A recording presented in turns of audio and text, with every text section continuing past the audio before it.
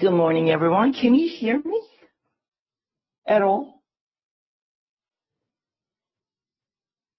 Okay, so I am very sorry about this. I don't know why this is happening. It's not really in my hands. Never ever had this before. So I'm using a different mic and a headset, and I'm using a different computer, which I've never tested this before. I could only hook up one monitor, so things are going to be aligned terribly, most likely. You're going to have a hard time seeing some of the screens, but I'm going to try to adjust it because it's a super wide screen. So could you guys give me a second, please? Let me see if I can switch to application. All right, so you guys see the Globex, right?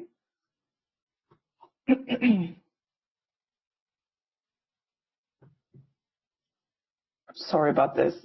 I'm just trying to improvise here rather than not having the live session. So, all right, I'm gonna try to read. Hopefully, I can't really tell whether I'm actually behind my data because this computer is extremely old and it's got very little RAM dedicated to the Windows. It's an old Mac. So just give me a second, please.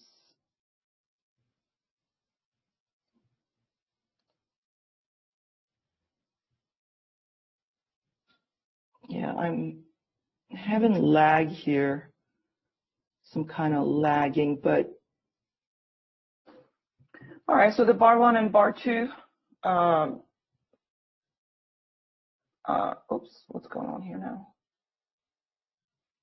Okay, bar one and bar two, basically showing trend from the open, but looks like we found support here. You see the breakout level right there.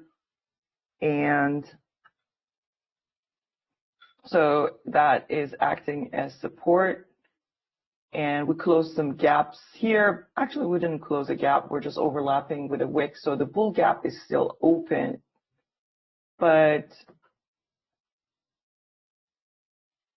let's see if market wants to have a double top here. Now, we do have a 10 o'clock news.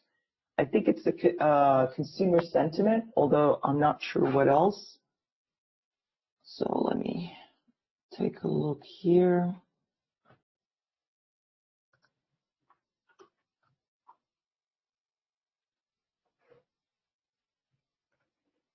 Market wants to go test the high, but I want to see if the bulls actually want to continue this rally up to 4,000 round number and further above.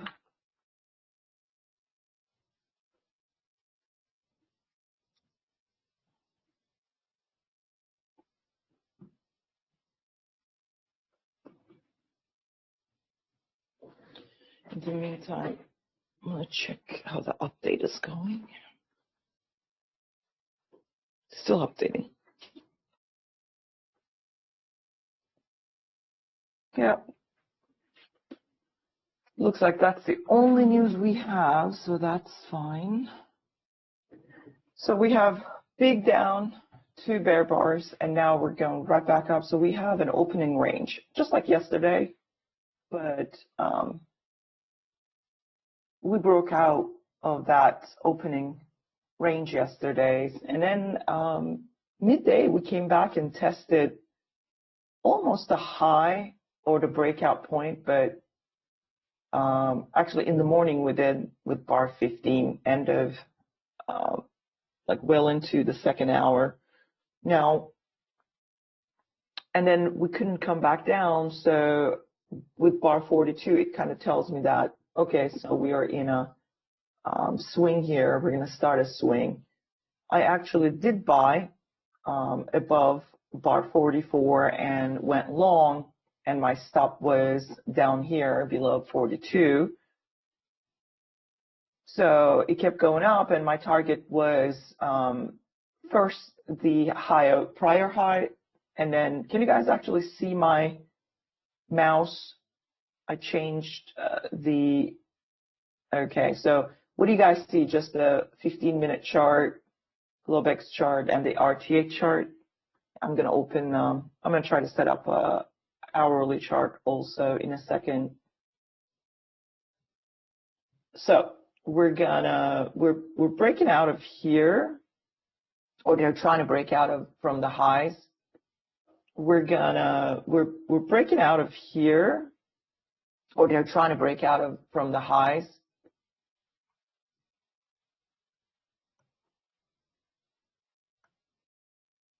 But if this is too high, we could end up making a double top, because in 10 minutes, consumer sentiment is a big deal.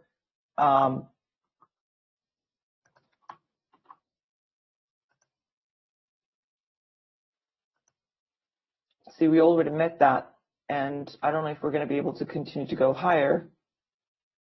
If we do, that's good news. We could actually repeat this day, but we need a breakout.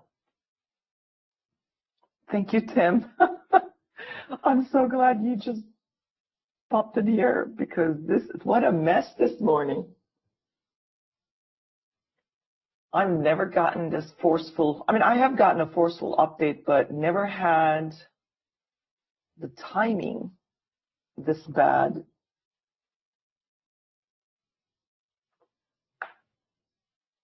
Okay, so I just wanted to see if you guys see this empty space, so I can fill that up with another chart. All right, great.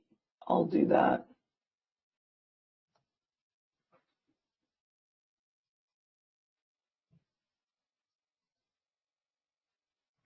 All right, so we're breaking out, but that bar needs to close. With a strong bull body, then you can look for a measured move up. So we're right at the middle of the Globex session now. Bulls need to close a bull body. If they fail, we could end up coming back down. See, here's your reason why it didn't continue. These bulls are taking profit at the 20 point. So, and I would have never bought above this bar, especially when market is this high. I would wait for a confirmation of a bull close.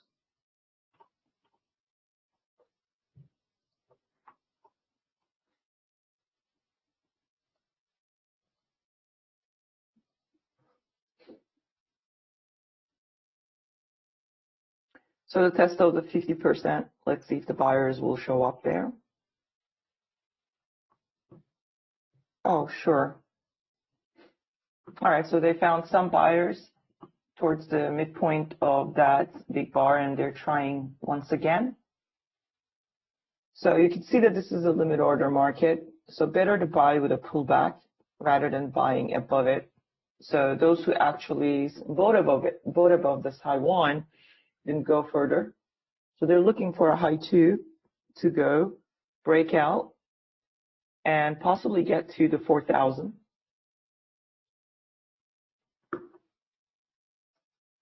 Can the bears swing this down? Do they actually see a head and shoulders pattern here? Take a look.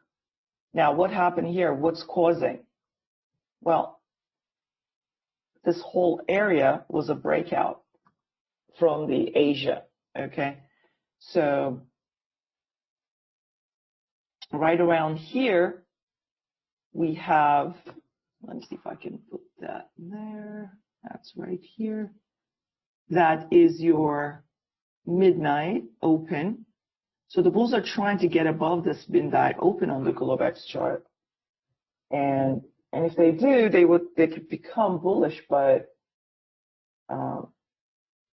they're struggling right now. So because the bears want to swing this down to this level right here, okay, 39.35 area, if they can. There's a gap here. There are probably buyers there. There's some other gaps. We already tapped into this gap, so if we cannot get above 39.6775 or 39.68, and we break out of the Globex low, we're going to come down and test around 39.4350 all the way down, possibly down to 39.35 area. But let's just wait. So we made a new high on the RTH, and we don't have, if you're counting for high 1, we don't have that yet. If you're counting from here, they might be looking for high 2, but since we have a new high, but it's not the best high because you don't have a body, so I'm going to look for a high 2 still. Now, if we start to move underneath high of yesterday, and this happens to be a bull trap above high of yesterday, we could come down very quickly to the low of bar 3. Okay, because the bears want to break down from the Globex low, and they want to come down and test. So I haven't bought, I haven't sold. Oh, that's it. We just came down and tested bar 3. What you're seeing here is the news bar, bar 7, because it's 10 o'clock. This is consumer sentiment. So I didn't buy this above bar 4 because we're testing some kind of a structure high. So it's going to trap me. I didn't sell it. I could have sold it. But the problem here, I don't know if I want to sell it because I wanted to see if the 50% buyers are going to show. Now, they did show up, but where are the buyers? So no bull bar. There could have been sell orders underneath bar 6, and I said we're probably going to come down and test the bar 3 low. We did, but because it's the news hour, I don't like to trade that. It's just too fast. It's going to hit my target. I may not able to, fiddle with it. So now we're back. We have a double bottom at the EMA, and the prior trend is bullish. Bulls are still trying to break out. This is their second try. If they fail, bears are going to take over. And again, look at the Globex chart. If we fail, okay, if we fail to close consecutive bars, bull bars above 67.75 or 68, these lines are never straight, just rounded. Bears can literally start to swing this down all the way down here, okay? Okay.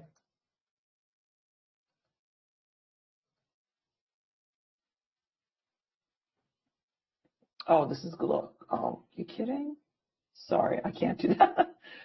Okay, go back to, we're sideways on the Globex chart. We have a trading range, big down, bar 1, 2, continuation 3, and a failure to break out for bears. Bulls take over, big up. It's not a big up, but it's up. But also failure to continue, just break out. So bears failed, bulls failed, and bears tried again. They failed. We're going to get a measured move soon. We're going to break out. So, but to the upside or downside, I don't know. It's a limit order market. Depending on how this bar closes, we still haven't gone above bars, 39.68.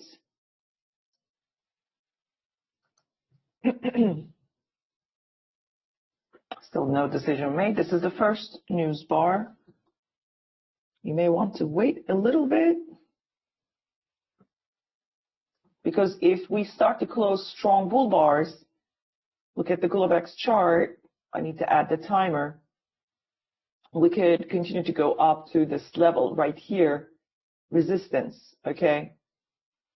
Sellers still waiting here, but that's where the bulls want to go and test this area. So can we actually break out?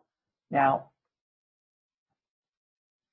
we need to see these bulls actually close a strong bull bar Bull's looking for a measured move.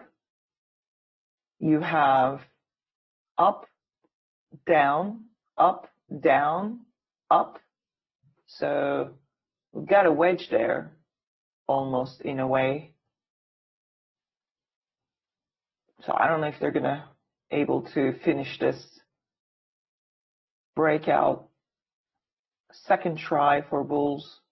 If they fail, bears are gonna take over, but looks like they're trying to break out. They're trying to get back up to the Globex high.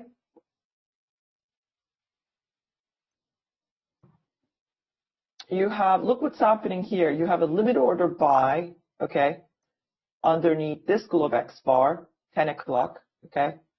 So if this bar closes on the Globex chart bullish, they're going to buy right away, okay? But the only problem is if this bar closes somewhere up here, then you're going to be forced to buy a little bit high, okay? So hope that this bar actually closes a little bit above the prior Globex bar's high, okay? If they do that, then we could get continuation. But see, these limit order buyers are also, you know, aware that this is a limit order market. If this bar closes up here, they're going to actually scalp too, because their machines want to sell that strong bull close at the same time. So, and that's why you're getting these upper wicks as these bulls are scalping along the way, wondering how,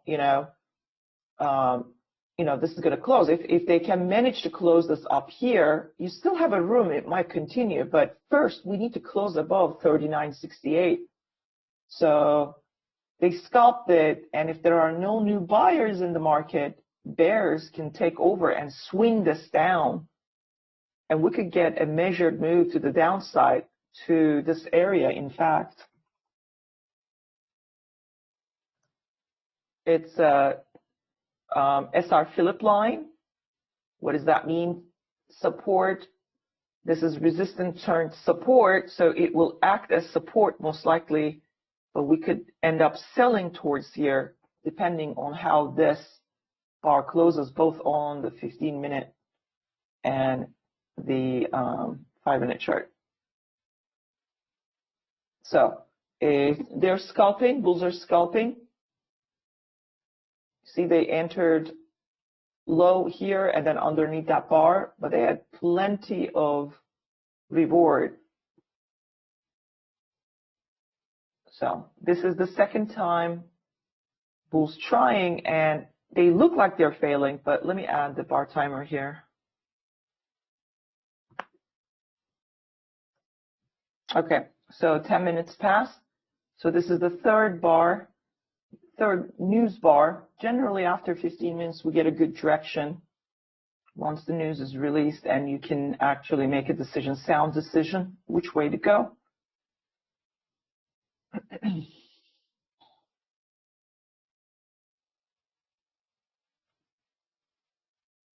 give me a second again.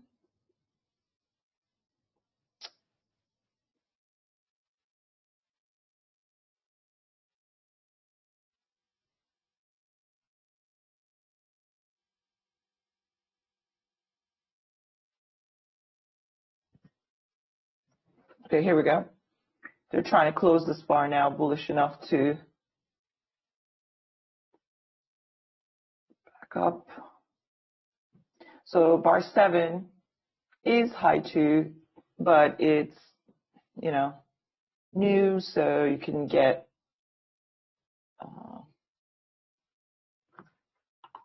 continuation. You got a wedge here, and if this bar actually closes, then bulls might have a chance here, unless suddenly this one collapses and we get a lower high, wedge lower high. But I doubt it. I think it's trying to continue this bull trend from yesterday. But again, I need to see how bar is going to close, because it's such a critical area. It's still limit order market. It's trying to turn into a stop order market.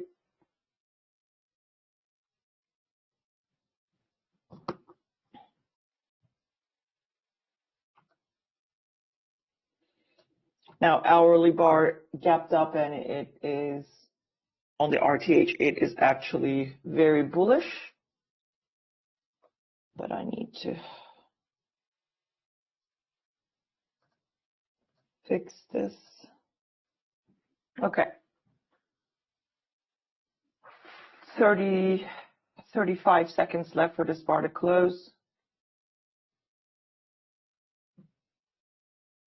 You want to see a good bull close here. You want to see that body higher than the bar 8 wick to grab a good measured move target. We're closer to 4,000, so I think that's where we're trying to push towards. But down, up, also forming some kind of wedge here. And that is a terrible breakout, bar 9. Trying to build a 1-hour chart. Same time, I don't like that breakout, bar 9. But it's a good bar. And I don't think the bulls want to stop at 4,000. If we can just keep going higher, bulls actually want to continue up to, I'll tell you where, 4,100 and 4,150. I have a projected target, which I'm going to show you guys how I found it. If I can get this thing work. Okay, so now if that bar closes, we should keep going higher and higher. So anybody who bought above 7, stop under 3, somewhere here. We're looking for continuation, at least 1-to-1. We want to reach out to the Globex high, but look where we are. So we closed this Globex bar on its side, and there was a room to continue to go higher, like I explained. So they bought that close, and now they need to close this body here with a small wick as possible. This is still resistance here, so be careful here. Okay, we might get some profit taking, but the goal is to get to the Globex high at this point. So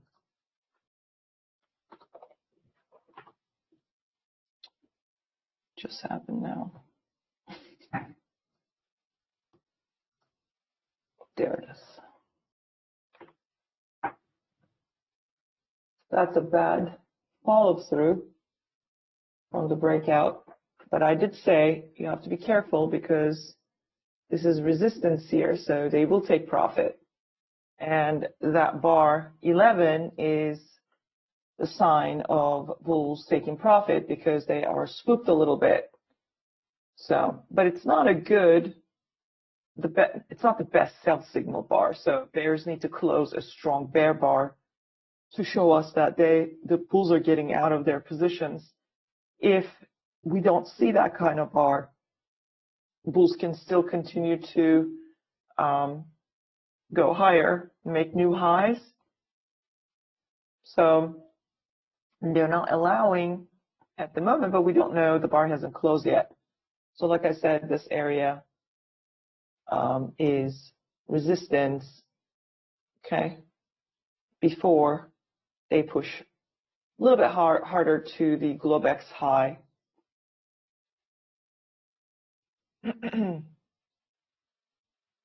We are way above last week's range, and we tested a target, and we're trying to close above it, but this area here is stop area, so I don't know if bulls are going to be able to break through and continue up to the 4,000 and further up to 4,050 up to 57 area.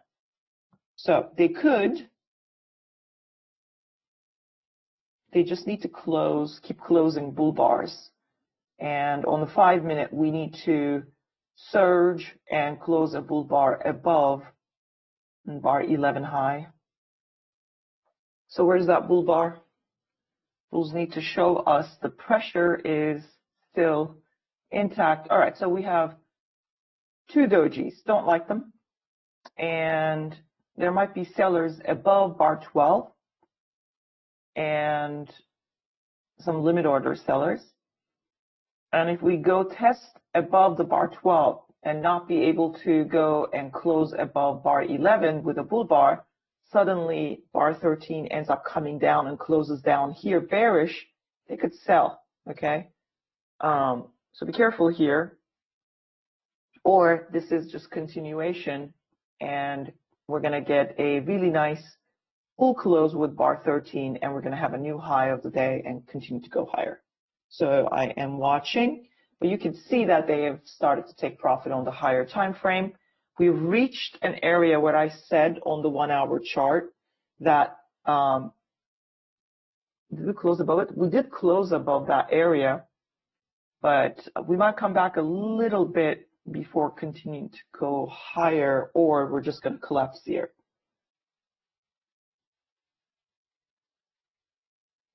And there's a bull gap here with the bar 9 body and bunch of wicks to the left. That's a gap, okay? And we might actually test that area and look for buyers. So there are probably buyers underneath bar 10. Remember, bar 9 and bar 10 are breakout bar, two bull bars closing on their high, so the limit order buyers are underneath, probably 10 waiting.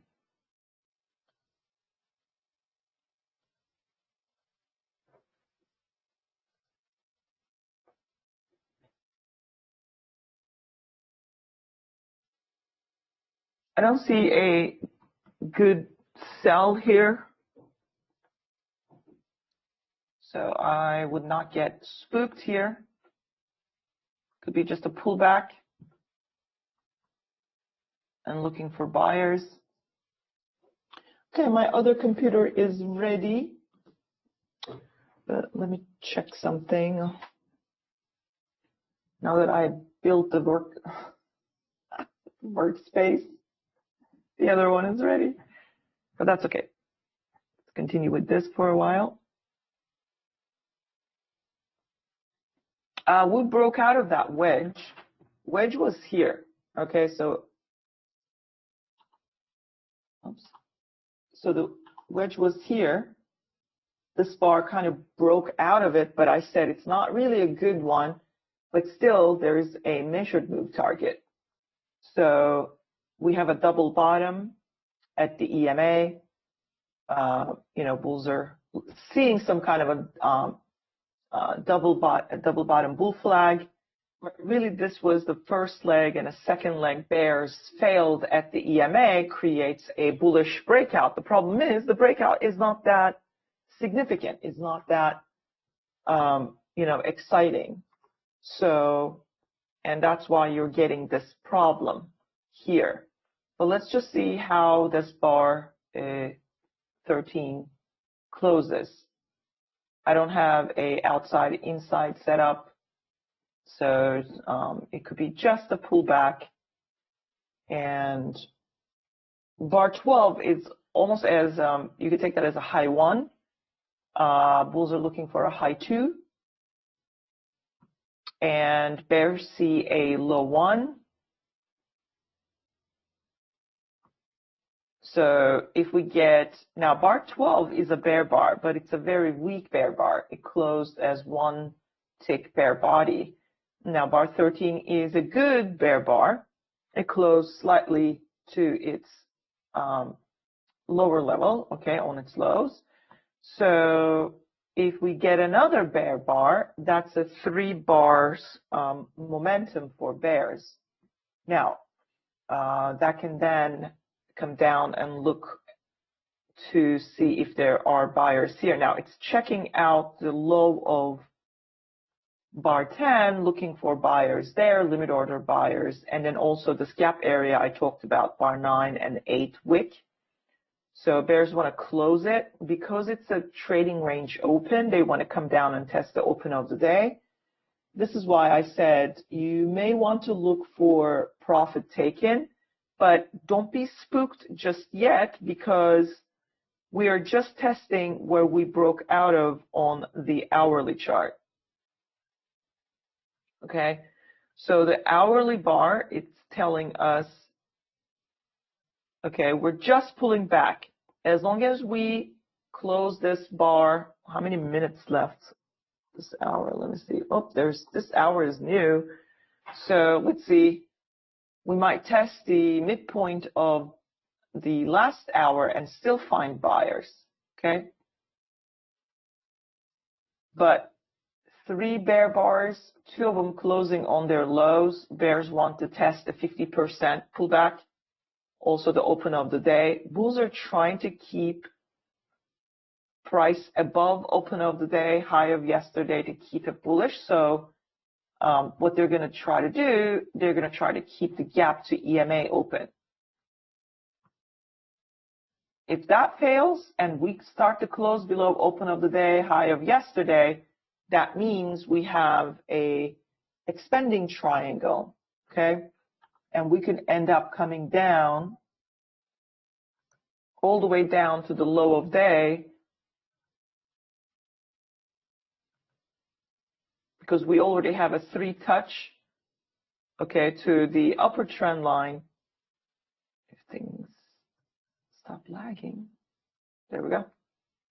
And I'm gonna take that. Now, apex of this expanding triangle, or well, trading range, right, is right around here. It's below the high of yesterday. So what does this mean? We could still pull all the way down there, but bears need a good bear close here. They need one of the bars close on its low if they want to get down and test the midnight open, which is right here, this 39.6825. Failing to close a strong bear bar, bulls are going to look for a deep pullback, test of the gap. Gap area produces buyers. They're going to look for a high too, and they're going to try to make new highs. So that's why I said don't be panicked here because we're still on the hourly. We're above a level that I want to see actually bulls close this bar bullish enough in this hour. That would bring us even a lot more higher prices. Like I said, 40, 50, other than just a shallow target 4,000, 40, 50, we could still continue to go higher and break out from the Globex high. But bulls need to do a lot better here. We need a second leg up on the Globex. So here's a huge leg up, double bottom, pull back. So we need another leg up. Oh yeah, I was going to show you that. I forgot. Sorry. Building a new workspace is taking too much of my time. Eventually, I'm going to take a 10-minute break, okay? And then I'm going to get back to my old computer. Might take 15 minutes, but what I'll do is, actually, Brad is scheduled after me. I can always ask him to get lost and then come back around maybe 1 o'clock. But if you guys don't want that and you want him to come back right away at noon, although I don't know if he's going to start at noon, he'll tell me. I mean, I just want to make sure if we lose time, I can add it at the end. But I want to be respectful to Brad's time. I don't want to cut him because we're scheduled for today together.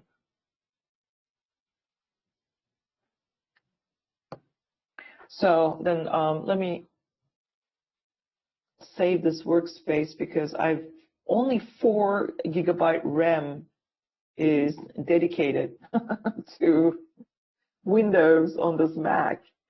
That's why I want to switch back to my laptop, Asus, because I've got more than, I've got like 32 GB RAM in there. Oh, you mean like both of us? The 2 of us at the same time? Oh, I would goof. He would not want me. He will not want, I mean, his style, by now, you should figure that out. You know, you should have figured that out already. I mean, he's a lot more, you know, professional than me. I will goof and I will distract him. I mean, I already distract him with my gifts. I know he's just trying not to laugh or, you know, pay attention, but I know he's laughing inside. So it would not be a good thing, but we could try, you know. I just don't want to distract them. I can ask them. So maybe we could do one day together. That would be fun. I'm all open to it, you know. All right, so let me open another. So actually, hang on. Maybe I could do it here. I don't need to. That bigger a little bit.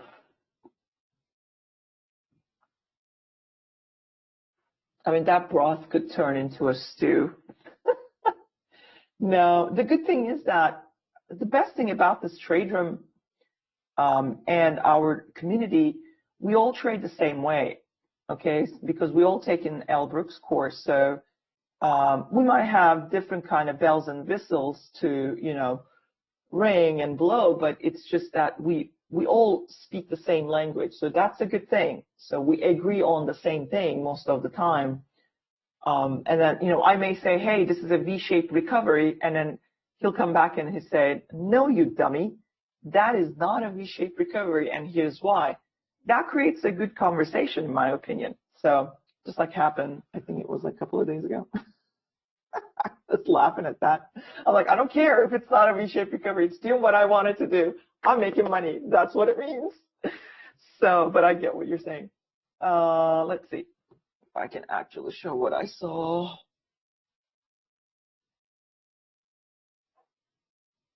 Okay. See, the market is going higher here. Let me add a little bit more. Just a little bit. I don't really need it. I could see what I want to show, but I'm going to add a tad more days. Okay. You see how the market was coming down here? It's all right. So impulse, correction, and then the final leg, and it goes into an accumulation. So it's going to rotate. So basically, if I measure from here to there, okay, or I could say as early as, maybe I could take that as the final leg. So this would be impulse, sell, correction, another complex impulse leg, leg 1, leg 2, then the correction, and then the final leg. Okay, so you would have 3 push down and a higher low, major trend reversal. So basically, market is trying to go up here and it's trying to break out. But really, if you actually count originally, let me see if I can do the zigzag so you can see the wedges a lot better. So correction, maybe this is what I'm looking for, right? And the earlier, just trying to see, and this is a 1 hour chart. So the market started to go above, but this is so shallow. So I could say, I don't want to take this as the leg. I want to take this as the leg and this whole thing as the correction. So that means I can take my projection line and take it from there. That means price is, market is rotating from this accumulation, squeezing out the bears, and then trying to get above it. Now I can also use this area. Once we get above it, my new projection is now right there. Okay, so basically I want to see, you see this right there? You can put a horizontal line if you like, but this is where I'm going to take profit. But now I see another wave, another 5 different waves means 3 push wedge. I see it right there. So now I'm going to look for that. So I'm going to delete that. I no longer need this.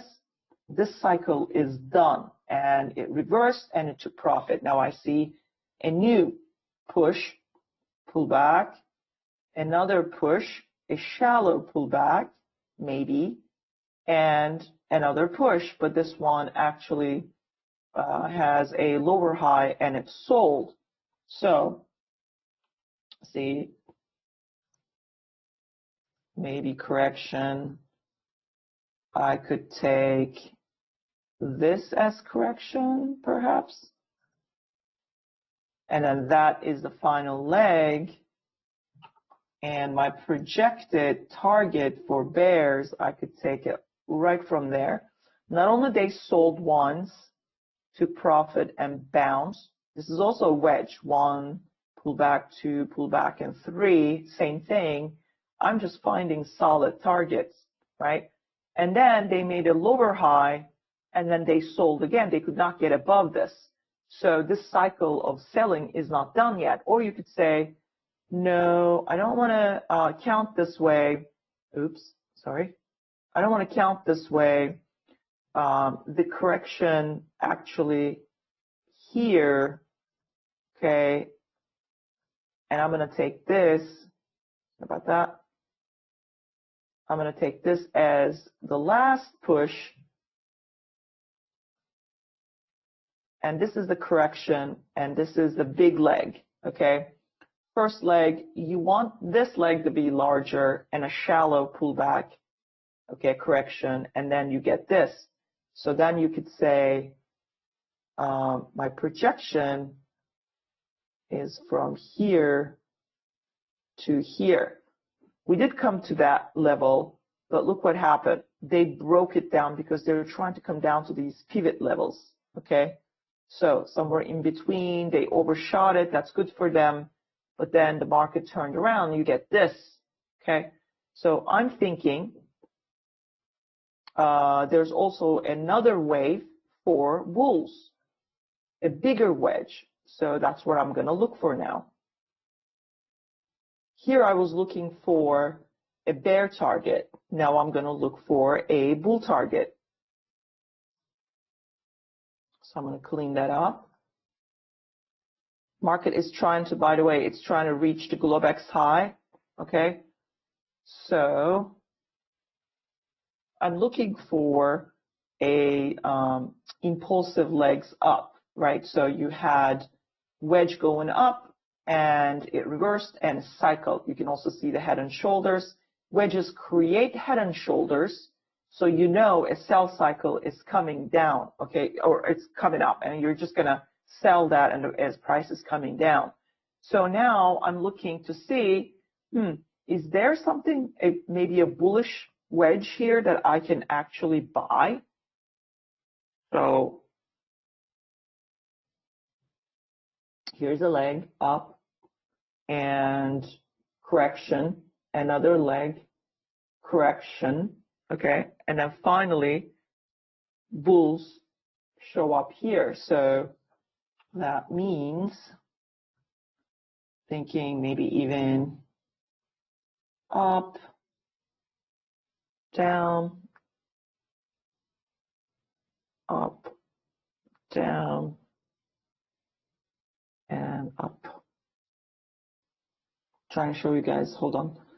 That's down, that's correction, that's down, correction. This is messing up the whole thing, and that's why I'm struggling to show you guys what I'm seeing here. How do I best show you? 1 to 2, and I'm gonna take it from here. Comes down 1 to 2, 3 to 4, 1 to 2, 3 to 4, and 5 comes down. Okay, here we go. So if I actually project this all the way, either from that level, okay? Price is trying to get all the way up here. It's very complicated on here. That's why I like to do this on the 5 minutes. But as you keep looking at these, you kind of get your eye trained and see where the projected target is. So how do I draw this for you?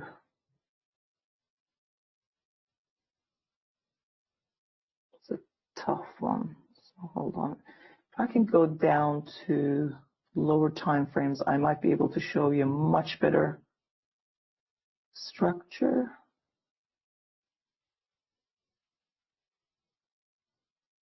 Or you could say, here, let me add a little bit more. I'm going to go back a little bit further.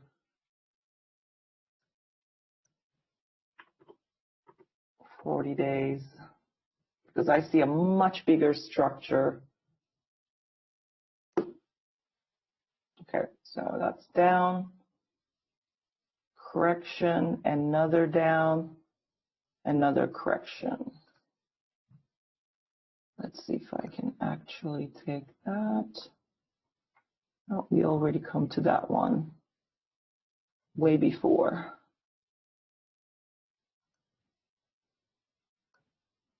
So that was a much earlier target. So that won't work. Okay, so the original one that I found works just fine on the 1 hour. Just want to put it on the chart and leave it like that.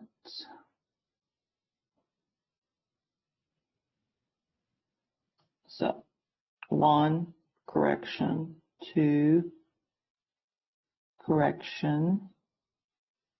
It's lagging so much that I'm having a hard time moving things.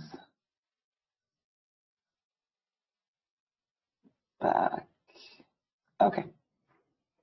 So it seems that price is trying to get to, and it's not going to go obviously just right at it. So it's going to go up and up and up and up and up. So by the time it gets there, it could be right around 40, 40, 40, 50. Now, I don't know if that's going to happen quickly today, but price really needs to keep pushing higher to the Globex. If we do break out of the Globex, then yes, we could get there. But I need to see some kind of a breakout, and I'm not seeing that yet. So I'm going to go back to my Globex chart, but that's the projected line, so I'll leave it on there. I'll leave 10, 15. Okay. So that we know what price sees, or the market sees. Okay. Now, here's my problem. This area, like I said, is acting as resistance. It still is not allowing price to get higher. So I said bar 12, if it's high 1, and here, when I was doing all that, bar 15 was your high 2, and I said look for high 2. Now here's my problem. There's a wedge here, and there's a double top here. So if bears want to swing this, they can start right now, because we did not make a new high. And now a couple of things could happen. Bears are trying to swing this down. They're trying to take out that midpoint, okay, bar 14 low, and then they not only have to take that out with a bear bar or test it with a bear bar, so they need to start closing bear bars, and then make a bear flag and then sell, and then have another bear flag, and then have another bear flag. So that would be the swing down here. So that's what I'm going to look for. But we're still above the EMA. We still have a gap to the EMA, okay? And now we have a high 2 that failed, and we're making a lower high possible major trend reversal, but look where we are on the hourly chart, okay?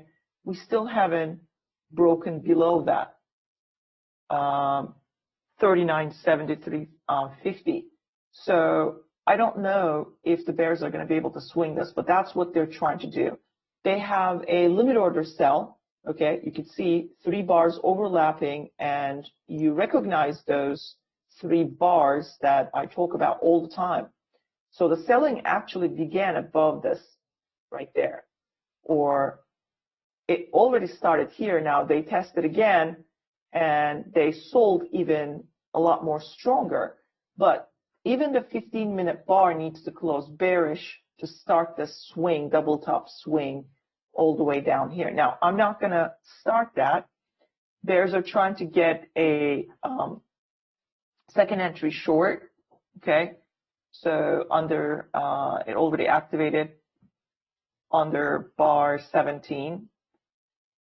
If they do close this bar bearish, sure, it'll probably going to come down to open of the day, but they really need to break below that midpoint. So there might be some sell stop orders waiting underneath 14, but I need to see it. And I like to see hourly bar. I said hourly bar wants to come down and probably test the midpoint of the prior hour because they're overlapping. And there's also buyers probably here. Look at this gap up right there. So there are probably buyers also waiting there, and that's the midpoint of this hour, past hour. So there are probably buyers there. So I don't know how successful the bears are going to be selling this. So bar 18 is not a good test of the midpoint of that double top, to be honest with you. And it's support there. You can see the support, right? Bar 9, breakout bar. But all of this is happening because I said, remember I said that bar 9 is not a good breakout. And yes, you got to follow through bar with bar 10. It's the true breakout, but it's not a good breakout bar. And I said, I don't like that breakout, if you remember it. So all because of that, you have a failed breakout, basically, and then we come back down. And now we have a lower high. So if bulls want this, they're going to have to show us a second leg start. Here is your first leg, double bottom, pull back, and we need a second leg for the bulls on the Globex chart. And bulls, they want a bull flag. So if they do close this bar 19 on its high strong enough, then what they're going to do is they're probably going to, which is not so far away, but they really need a strong bull bar closing to take out that lower high 17. If they fail, that means all they got was a 1-to-1, and they're not able to go and test the highs, and that could just bring price down very quickly. And if we end up getting some kind of a bear flag, that could end up turning into a major trend reversal. But I'm not worried about that just yet because of the hourly bars I'm looking at the moment. So you have bulls bought the bar 18 close, and they're trying to get that up, down, up, down, up. We might maybe get another push, but I don't know. This could be just a double bottom above the EMA and go long. So if you actually count from here, this would be your high 1. Then bulls are looking for a actual high 2.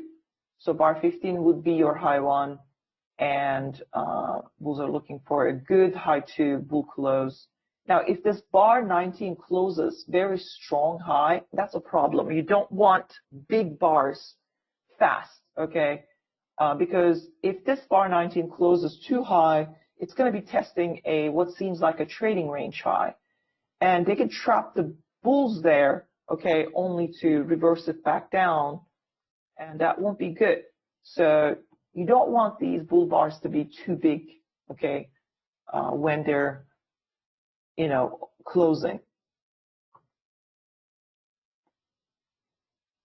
Because it will spook people, and nobody wants to enter with a big risk, right? So if you buy it, where are you going to put your stop? Think about it. You're going to put it under 14. So you want a bull bar, but you don't want it to be too high, maybe down around here, and have another bull bar, and that will be a good momentum. Everyone will join to that. But bigger the bar gets, and it gets closer to this trading range high, that's going to spook everyone, and that could just reverse right back down. So people don't suspect that. You know, all they see is that, oh, I see a good, you know, bullish pattern here. It seems like a bull flag, and yeah, okay, but is it really the bull flag? It may not. It could be a reversal pattern. All right, so it's not the strongest close. It didn't really go right away and tested the bar 17 high. So there's a bit of a room here for bulls to actually now print a second follow-through bull bar. That's a lot better.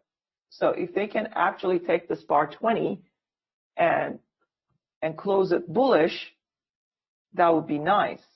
But even then, you have problems here. Now, could this be a final flag? Because you now have a lower high, we could get another lower high, then you have 1, 2, 3 push, then we would come down and maybe test this, then we would have 1, 2, 3 push for the lower trend line. So we're stuck.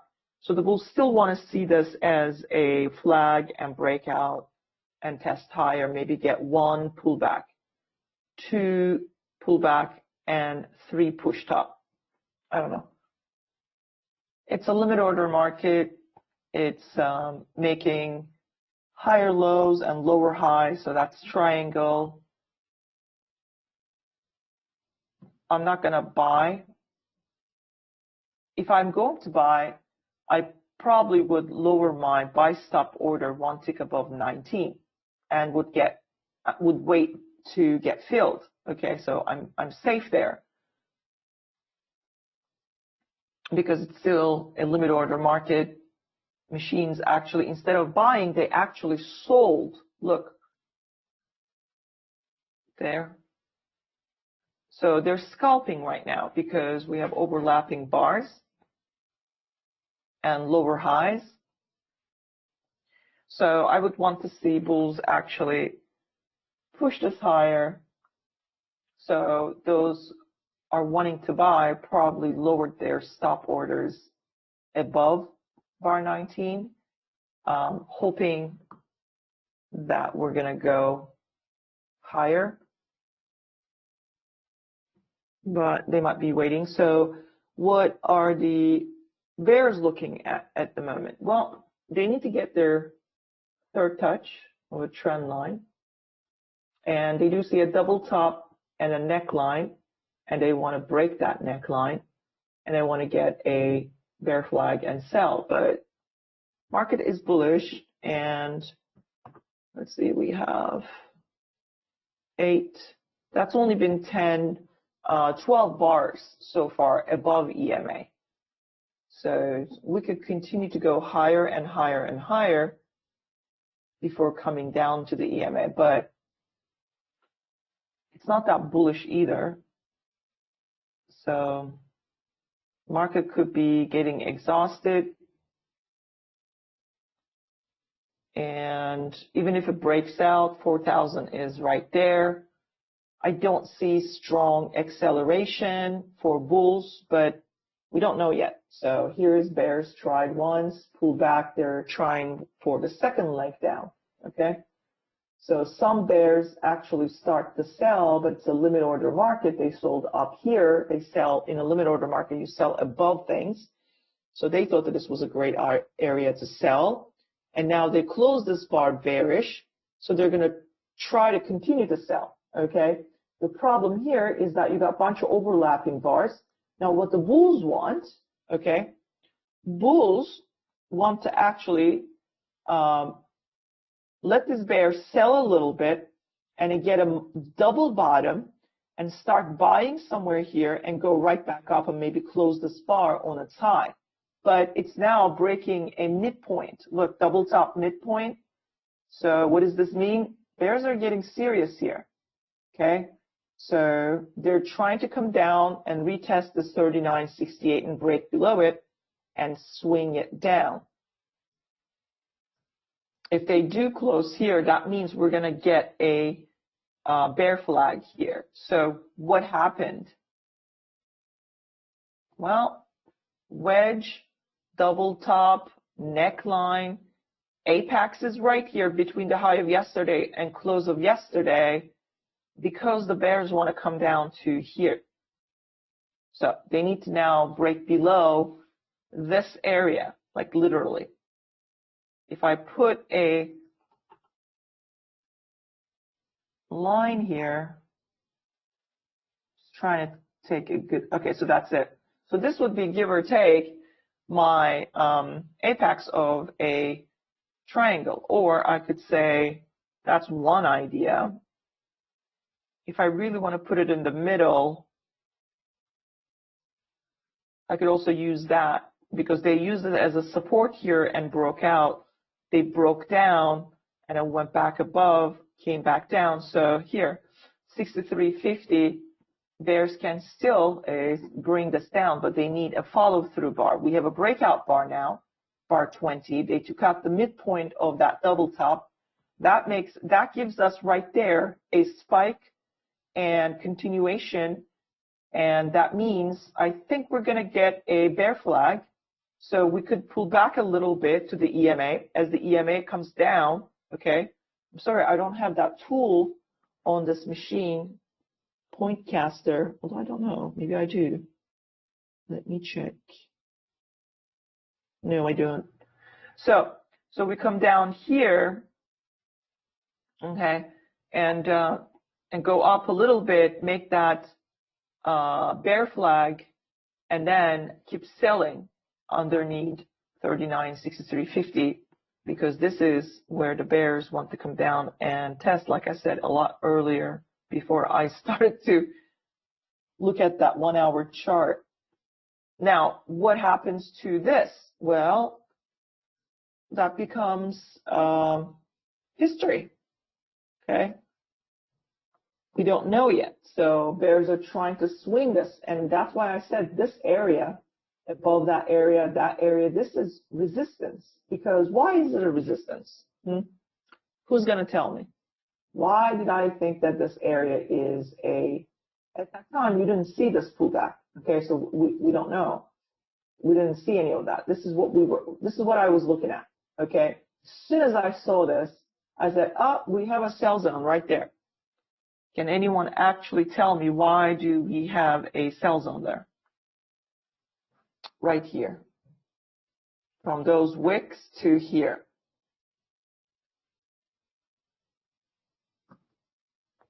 No, we don't. That's not what I'm looking at. I'm looking at this. Spike, okay. Pullback and a channel. Channel broke, we came down, but look what happened, something happened. That's supposed to buy and go higher. When you have a spike, pullback, and channel, you come down, you look for buyers. Instead, okay, buyers didn't show up. It ended up making a lower high and a bear flag and two-legged move. When you have a two-legged move that starts with two impulse, remember where you are, you're on a higher time frame. That is an impulse leg, okay, with a gap. We also made a second leg and a third leg and a fourth leg. So that makes this area the supply zone, okay? So where's your supply zone then? That green bar. Or sell zone, whatever you call it. Let's call it a sell zone. So from here to here, I'm going to extend it, right? I'm going to try to take, okay, right there, take those wicks, and you can even say, well, I think I'm going to take that midpoint. So you extend that. Now I'm going to go. So I'm watching that 39.81. Bulls actually went above it, okay, right there. That was the first sell area, right? We actually failed. Look what happened right there. Look, with this 15-minute bar, it actually went right to that. Let me straighten that up. Yep, okay. So that 81.25 is that double top midpoint. Look what happened. This bar right here, see that? This bar tested it and then came down. Then we got another one. But now I'm thinking, this is it. This is it. This is that bar. So I'm going to adjust my sell zone. I'm taking the full height of that last bull bar. Please pay attention to what I'm saying. Last bull bar before the impulse leg began and made another leg and then another leg instead of spike, pullback channel, come back test and become bullish again. They failed to become bullish. Instead, they kept selling and then they got this. So what does this mean? That means we're going up here. We're going to test that. We're going to come back down. That's it. So that becomes a resistance, sell zone, supply zone, call it whatever you want. But that's what I said. Be careful here. Start taking profit if you're bullish. And that was there, and that was this. So then we made a higher low, lower high, came back and retested, and lower high. There you have it. And then I said, I think we're done here. And we have a neckline, and I said there are sell stops underneath bar 14 waiting, and they're going to sell that, and they're going to have their stop probably somewhere here, risk going all the way up here, and then the target will be these equal lows. What's underneath the equal lows? Sell side liquidity, more sell, okay, orders probably, or the stops of these bulls. So that's a great place for bears to actually come down and test. But first, they need to break this apex. And now look at that apex. Originally, I put it right there, and I said, I'm not happy with that because that's not really where apex is supposed to be. Apex is like a center point.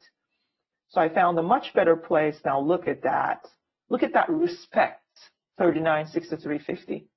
So if you sold, you needed to take profit there.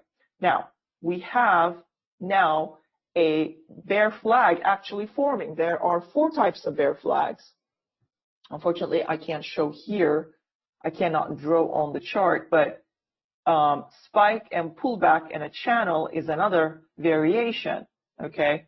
So this is looking for now a pullback and possibly sell again. But if you sold this, okay, underneath with a stop order 14, when I warned you, when I said this is a lower high double top, possible major trend reversal, you really needed to, listen, okay, let me park a sell stop order and see what happens. I can always put my stop on the nearest lower high and go for maybe a 1-to-1 or measured move, right? So, but you needed to take profit here. So now what? Now bears want is they have a gap bar and they have a continuation. Take bar 20 as a breakout bar and a follow through 21. Now we're having a pullback. Can the bears sell again? Well, they're going to have to show us that they want to sell this again and make this a bear flag. Okay, that's fine. But on the higher time frame, I have a bear body close below this important level, okay, midnight open. So that means I need to see this bar actually close bearish underneath 39.68, 68.25. If bears actually manage to close this bar bearish in 10 minutes, okay, then we're going to continue to swing down to the Globex low and possibly break. But we are in a trading range, so I'm going to get rid of this now. This is no longer an interest. Now, for bulls, I have to also, be careful about bears and the bulls. This right here, what you're seeing is a structural breakdown. That's one. And then we break again a lot more stronger. That's two. But we're not able to, bears are not able to break this bigger structure, okay? But they have tried, but they failed. Look at that body. You see that 15-minute bear body right there? Stop right there, right there. It didn't go one tick below. There's a reason for it, because bulls now want to change the sentiment. So what does this mean? Well, they tried once, but look at that bull body. It's like a couple of ticks, maybe a point closed above the structure. So that is actually a sentiment somewhat changed there, but it's not good enough. Bulls, if they want to take the market, okay, price to 4,000 and furthermore higher, they're going to now have to show me that they can use this area as support and then start printing more bull bars and take out this high and print a bull body here. If they can do that, we not only test 4,000, we can actually break out and get up to my, 40-30, 40-40, maybe even 40-50 area. They could do that, but they just need to show me that they can. So we might have actually a bull flag here forming on the 15-minute chart. We are in a bull flat. What is bull flat? It's also a variation of a bull flag. Basically, what you're looking for is a double bottom and a higher low and go higher. So market is deciding, will the bears win and start to swing down? That means this bar needs to close bearish, okay?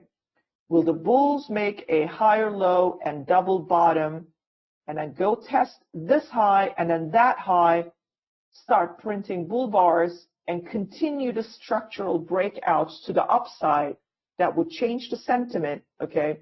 And we could quickly find ourselves 1 pullback, 2 pullback, and a 3 push wedge somewhere up here. We might even tag this trend line. So, I'm watching the hourly chart. This bar is struggling. It is definitely trying to close below this level.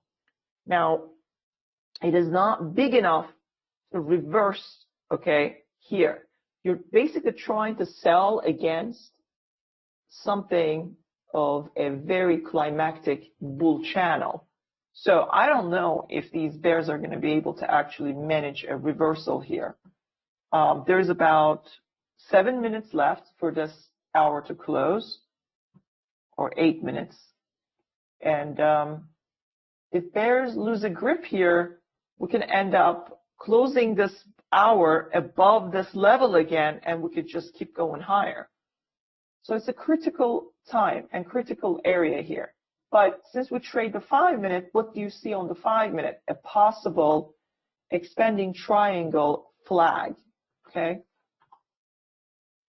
Okay, bears want to come down here. They want to break that trend line. Putting a very, you can even take this. I would do it. I would draw it like this. Okay. Bears want to come down and close this bar as bearish as possible to take out the close of that that inside, outside, inside IOI. Okay. Setup, which is a breakout setup. So they want to close that body somewhere here. Lower that body closes, it could signal you for a bear flag breakout, and we could come down and test the close of yesterday. And if we do break below the apex with a bear body, God help bulls, market will find itself right down here very quickly. Okay, so what is the hourly doing? Well, we're testing the I said, we're going to test thoroughly the midpoint of the prior hour. That's what they're doing right now. And I said, there's a huge gap here. They're probably going to try to fill that gap. They're going to test it. Their buyers are there. Bulls are trying to prevent this. Bear flag, okay, breakout. So how many minutes left? We have only half a minute left. And if they fail here, basically we get the second bear bar on the on the 15-minute chart, Globex, and that could be a signal. We would test the Globex low, breakout, and could come down. So it's tough. And we now have a trading range, okay? It's trying to decide what it wants to do. I'm not awfully bearish. I want to see what the Globex bar is going to do. Bears need that follow through 2 consecutive bear bars under the midnight open, 39.68, okay? And if they cannot get that, then, like I said, buyers on the hourly chart, we're testing the midpoint. Okay, we could still turn around and go higher. But if bears want to really sell and swing down to these levels, they're going to have to close that gap with a bear body. That's another complexity. If they fail to do that on a higher time frame, and at the end of 4 minutes, suddenly this bear bar body just goes right back up, that gap will be open again for bulls. So that's why this area is very critical, okay? And I'm watching all 3 charts to make a decision on what I should do and who's going to win here.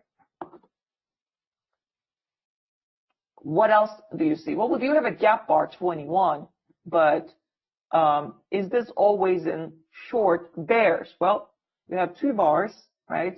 20 and 21, and bears are trying to have another gap bar, 2, 3, 4, 24, bar 24. So what does this mean? Well, if they close this bar where I said, oh, that's it, that's a bear flag. They're trying to tag this right there. So they're trying to win this and close this hour bearish enough to get a follow through, okay? Because they're closing that gap as well. So, but I don't know yet. Look where we are. We're right at the apex, 63.50. We're probably going to test this right here. And that gives you the bear flag. So bears are trying to close that bar 24 with a bear body bearish enough to get the second bear leg down. They need to close it below the 22 low with a bear body. Then they could continue to sell. But do you see a bear bar below the Globex? Below the apex of the expanding triangle just yet? No. So it could come down and test that trend line of the bear flag, expanding triangle bear flag, and then still go and close that body above 63.50. That would be a failed breakout. But it closes like that. We're going to try to test the Globex low, break out from the Globex low, and then now where do we go? Bears are trying to get a measured move. Okay, they're trying to break the structure with a strong bear body, like the way that they broke it with these 2 bear bodies. That's what they want. Because right here is their target. And there's a buy zone right there. This is where they're trying to come down to. Break out and keep selling.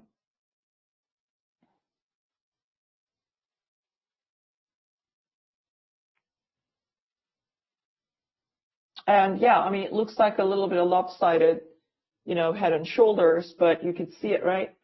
It's actually it's kind of a complex one, but it is there. That's your bear flag right there. And if they close this bar like that, they're going to try to get another bear flag. Okay, so don't be so surprised if we find ourselves right down here below the bar 3 and bar 7, right there. They need to close this bar in 17, 16 seconds, 15 seconds on its low and break out from that lower trend line. Hourly bar has just about 6 seconds left. It is trying to close that gap. Look at that. Look. See that right there? They're overlapping with this hour body. So this gap is successfully closed. Bears close the gap. So bulls are no longer, they might actually get out. So we might actually test below this hour's low a little bit more before we go higher. Because bears did something there that's strong enough. And they close the gap, so they're going to want to get a little bit more continuation. But we have support here that was strong, but they want to break the support. So you could say, do we just meet a measured move target? Almost, we're getting that. Okay, so that's one. Or we already met, sorry. So we met that. And we're bouncing for that reason for now. Or you could say, do we have a much bigger measured move? Maybe either that, but I'm going to be conservative there because this is the lower high. So double top lower high. Can the bears actually sell this into 39.53? Well, they're taking profit right now with this bar because of that measured move target meeting, but there's a continuation one right here. But that earlier one that I drew, that's taking profit right now with this. So you want to see this bar close bearish to continue to come down. This is a trading range now, okay, and we're testing the low of that trading range. So you kind of got the point. I'm going to get rid of this so you can see it better. So we're now, we have a bar 24 close below the apex. We're going back to the breakout point and testing to see if they can actually sell there again. Now, they might go up a little bit more and test right here, or they're going to sell. Now, what's the ATR? ATR is 925. So 925, that's 10. They can not only bring the price to all the way to here, which they kind of did, okay, but they can also double it. So just about 18, 19, that could put us right around here. They want to sell this. Now they're testing the breakout and they're selling. If they close that bar bearish, I have a 3-bar gapping. It's not really there, the gapping, but there's a little bit. So say this bar is bearish, okay? Bar 25 closes bare enough. I can even do that right now, but it won't be accurate. Okay. So we can end up getting a bar closing somewhere down here, 54.50. All right, we're testing the Globex low. It happens to be the Asia low also. Now we need a bear bar, okay? Sometimes you get these rejections right from the Asia, and the Globex low is exactly on the same place. You can see that we have rejected several times. Bulls can start to swing also, but I'm not interested in that yet, because I think there is a lot better place down here as a buy zone. I like to see bears actually break the Globex low and go for a 1-to-1. Let me see. Like around here. I like bears to actually break and come down. But if they fail again and the bars start to get back above 39.68, we could just go right up to the Asia high, break out again, and go right back to the Globex high. We're in a trading range now. But I think the bears are going to try to break and try to get down to 39.39. But let's see. Some bulls see a wedge here. So down on this, up on this, down on this, up on this, down on this. So they're trying to buy.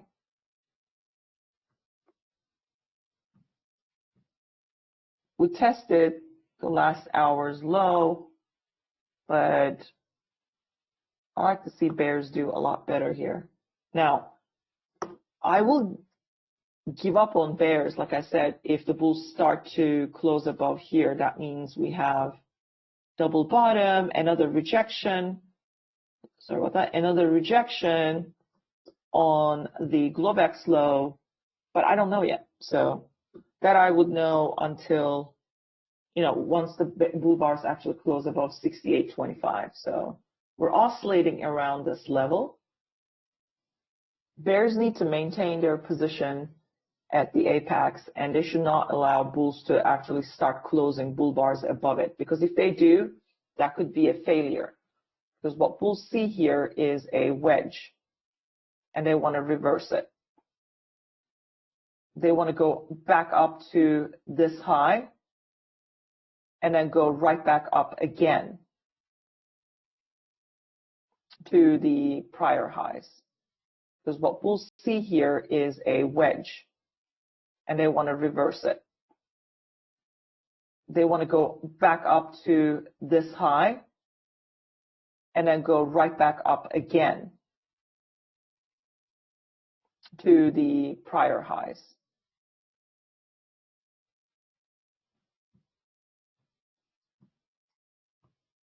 I'm more interested in what the Globex bar is going to do.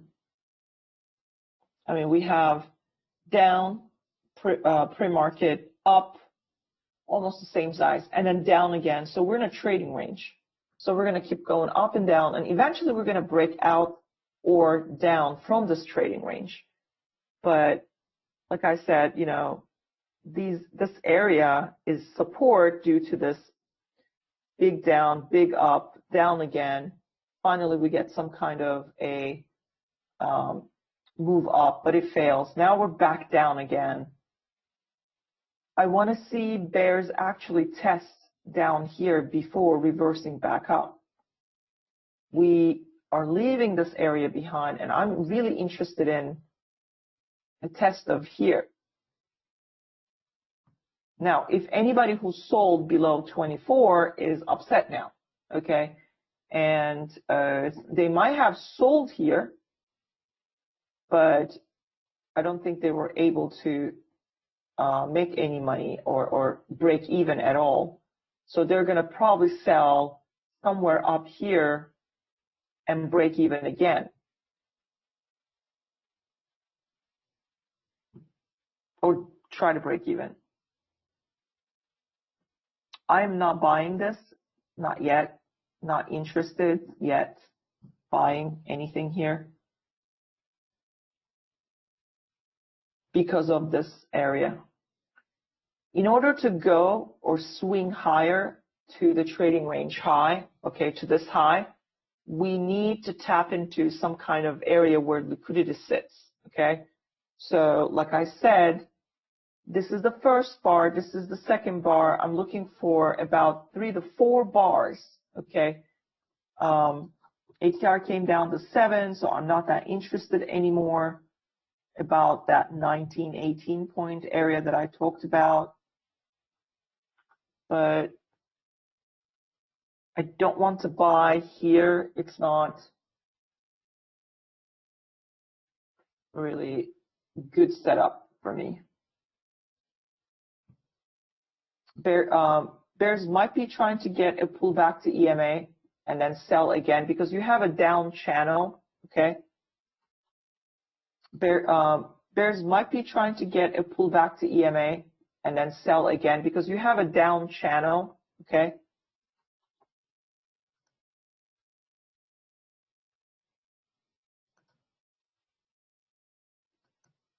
and we could end up getting a double top somewhere here and then sell right back down. I mean, this whole area is support. So from here to here, also the low of trading range, where is that? This was all support. So we're stuck in this trading range. So they tested the support and they had a second leg down, but that's a breakout failure. So 25 ended up being a bull close, and that's a failure. And that's another reason why they started to push this towards this channel high right up here. And then I said bulls are seeing a wedge down, up, that's a lower high, down again, up, down. So the bulls not only want to push this higher because these highs, that's where they want to test. Now, we could get another double top here, but I think we're going to have to test this trend line before even try to sell again. I wanted to see selling right here. I didn't want to see this bullish move up. But then I said, when the Asia low and the Globex low come together and you already have a strong rejection, I said, I want to see what the bar 15 is going to do before I sell more or I buy. Now, I see the bulls are trying to close above here. Can they swing this higher? Sure, they can, because we're in a trading range. So that they want to get back up to here. But first, they need to show me they can close above this level first. Without that, not interested, because it could still get rejected and come back down. But I am bummed. I'm bummed that, you know, bears kind of failed here. But it's a trading range behavior. There are buyers waiting here. They want to buy here and they want to sell high. Now, if this was too low for these bears, which they kind of showed you with failed follow through bar 25, this could end up become also a pullback and then try to sell again. We are below the EMA. We are always in short bears. Now for the swing bulls, what time is it now? So it's just about 11:30, 11:45. If they want to start a small pullback bull trend, get rid of that. They're gonna not only test this upper trend line of this channel, and instead of selling, they have to reject all that selling, observe all those sell orders, and break above it and start going higher. Now, you have stepping, I call these staircase, okay? So you have a bull body, maybe like a 1 or 2 tick, and then you got this, but these are very weak. So they're trying to print a strong bull body to show us the 3 bull bar momentum. But look at the bar 2 and look at the bar 1. And now look at bar 27 close. Bar 27 body didn't even close 1 tick above 26. Is that a good bull pressure? No, because bears want to prevent that kind of bull pressure momentum because they want to sell a double top with this bar 24 high. So they're still trying. And like I said, if they still want to sell this, they have to pull back. They already showed us that this was too low to sell at the low of the trading range. Failed bear breakout, continuation. Bar 24 is a breakout. Failed continuation 25. So now it's pulling back. Maybe leg 1, pull back. We might make a leg 2, and then triple top, we could still come down, or we're just going to come down now. I doubt it. I think we're going to go up a little bit more before they try to sell. But let's see. So what happened on the Globex chart? I said I'm more interested to see what this bar, this 15-minute bar is going to do. Did that bar close above 39.68? No, it didn't. So did the bull swing begin? No, it didn't. So who's in charge here? Always in short bears still. They're still trying to make new lows. But I think they're going to have to still test here. So it's up on this, down on this, up on this, down on this, and the third push wedge. So bears need a wedge bear flag, right? So we saw one variation of a bear flag after breaking that midpoint double top. I said look for 2, 3 different bear flags. This was the first bear flag. They're trying to put a second bear flag, which is another variation. Up on this, down on this with 26. Up on this, down on this. We might go again, and that will give us a wedge and sell unless they want to sell right now. I doubt it. I think the midpoint of this channel is going to hold because this is a trading range now, small trading range, the limit order market. And then there might be buyers wanting to buy, and we could just go back up here before selling. Again, I am so very sorry about today's technological challenge. I don't know how cute I can make this sound. It was a total disaster. So if you're upset with me, I totally understand. It's just I go through these. It's Windows. It's not me. It's Windows. I kind of felt it this morning, and things started not loading. My charts weren't. One of the charts that I had, which had nothing on it, it was just a chart like what you're looking at. It kept freezing, and I'm like, what's going on here? And then things start to slow down. My mouse is not. I said, oh, that's it. So instead of actually shutting it down, I decided to restart. Once I restart, that's when all of those updates are scheduled, I guess. I just did it, so I'm sorry about that. We lost a little bit of time. All right, so we still have a valid double bottom, and the bears, again, they tried once, they tried twice, they're still failing, that's for sure. So now this is the high of Asia, the way that I measure from 7 p.m. to midnight. So they're trying to close above that. Now we need a bull bar closing above 39.68. I'm all bulls if they want to swing this higher, okay? I'll buy, but I can't open a trade here because if this thing locks up, I'd be stuck in a trade, and I don't want that. So I'm going to end the session in 10 minutes and switch back to my other computer, the PC. So Kate is like, I'm leaving. Okay, I'm protesting for next 2-3 days. That is very good. You earned it. All right, so we're testing the channel high. That's funny.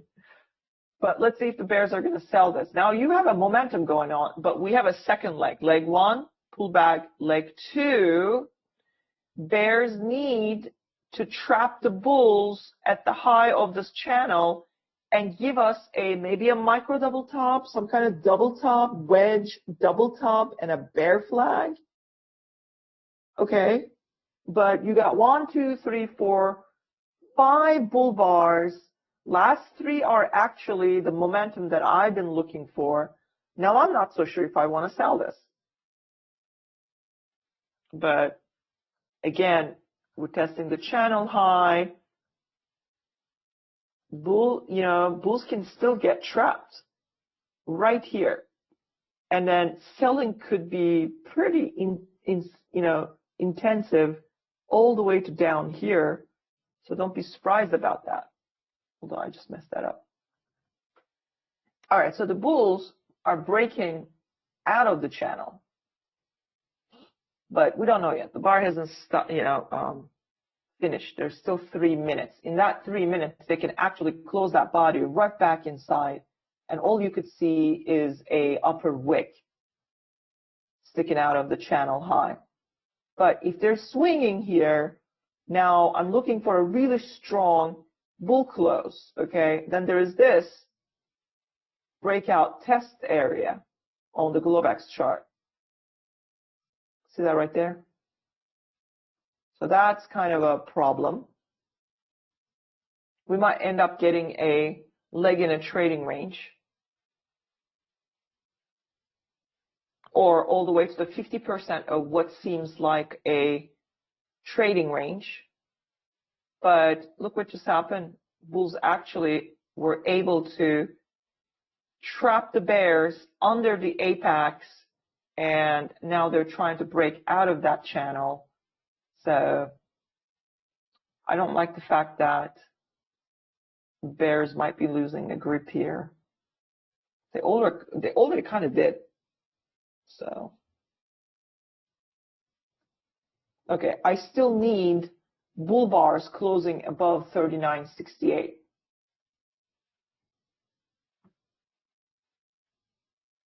Now, you have high 1, and bulls are trying to get a high 2 from the Globex low and swing it higher. So here's your high 1, and they already got filled above that prior bull bar on the Globex chart, which is right there. So, of course, I don't have my hotkeys set up here. But I did not buy above it due to the 5-minute fallen channel. Okay, so what do you guys see there? I warned you about that. I said there is still time. There's, you know, I said 3 minutes, they could still make it look like, you know, bullish, only to print that body back inside the channel, and all you would get is, or would be, a upper wick. And that's what I'm seeing right now. So in half a minute, if the bears actually close this body now, bearish enough, they could sell. And that's that wedge I talked about. Up on this, down on this, up on this, down on this, up on this. So they need a bear body closing somewhere here, not up there. We need it down here, strong enough. Well, that's not very strong, but it's still a good sell signal bar at the high, the top of a trading range.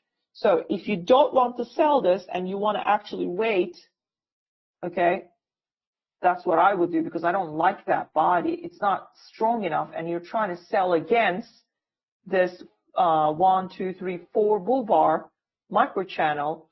You may want to wait, okay, for a bear bar, or you can put a sell stop order 1 tick below that bear bar, 29, and then you would get filled, because this is still bearish short term. Okay, we're always in short. Well, the bulls are trying to change that, but we're still always in short. Now, you would look for a quick scalp. ATR is 675, so you would try to get at least a 2 point or 1.5, okay, and then you would leave a runner. And if the bears actually close this bar strongly bearish, then that's it. We have a double top bear flag wedge also, and they could sell. Now, bulls, where are the bulls? Well, they're not very happy. This is the second Globex bar failing to close above 39.6825. It's an important level. They really need to stack bull bars above that level if they want to swing higher. If they fail again here, their high 2 will fail.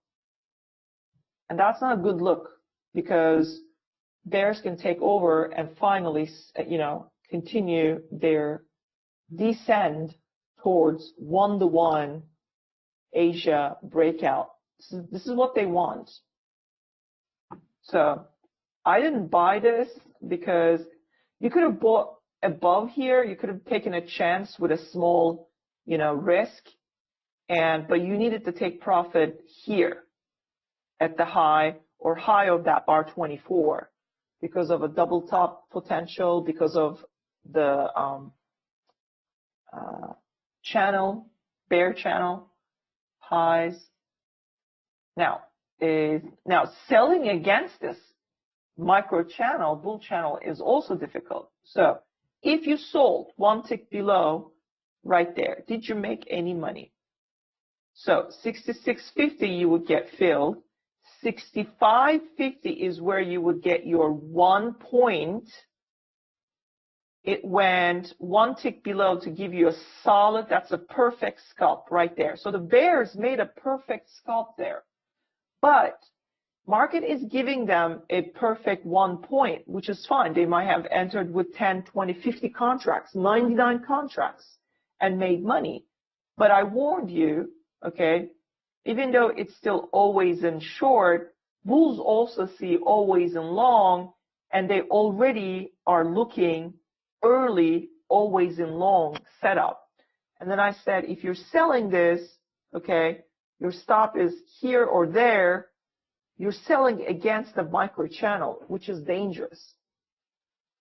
Plus, we're still waiting to get a final read on what this bar is going to do. It's a mess. So, if you sold below bar 29, okay, and you made a point, you're disappointed that, you know, your runner is not running, and your stop is probably above bar 23, and you're upset about it, but you're still safe, right? So you're still safe.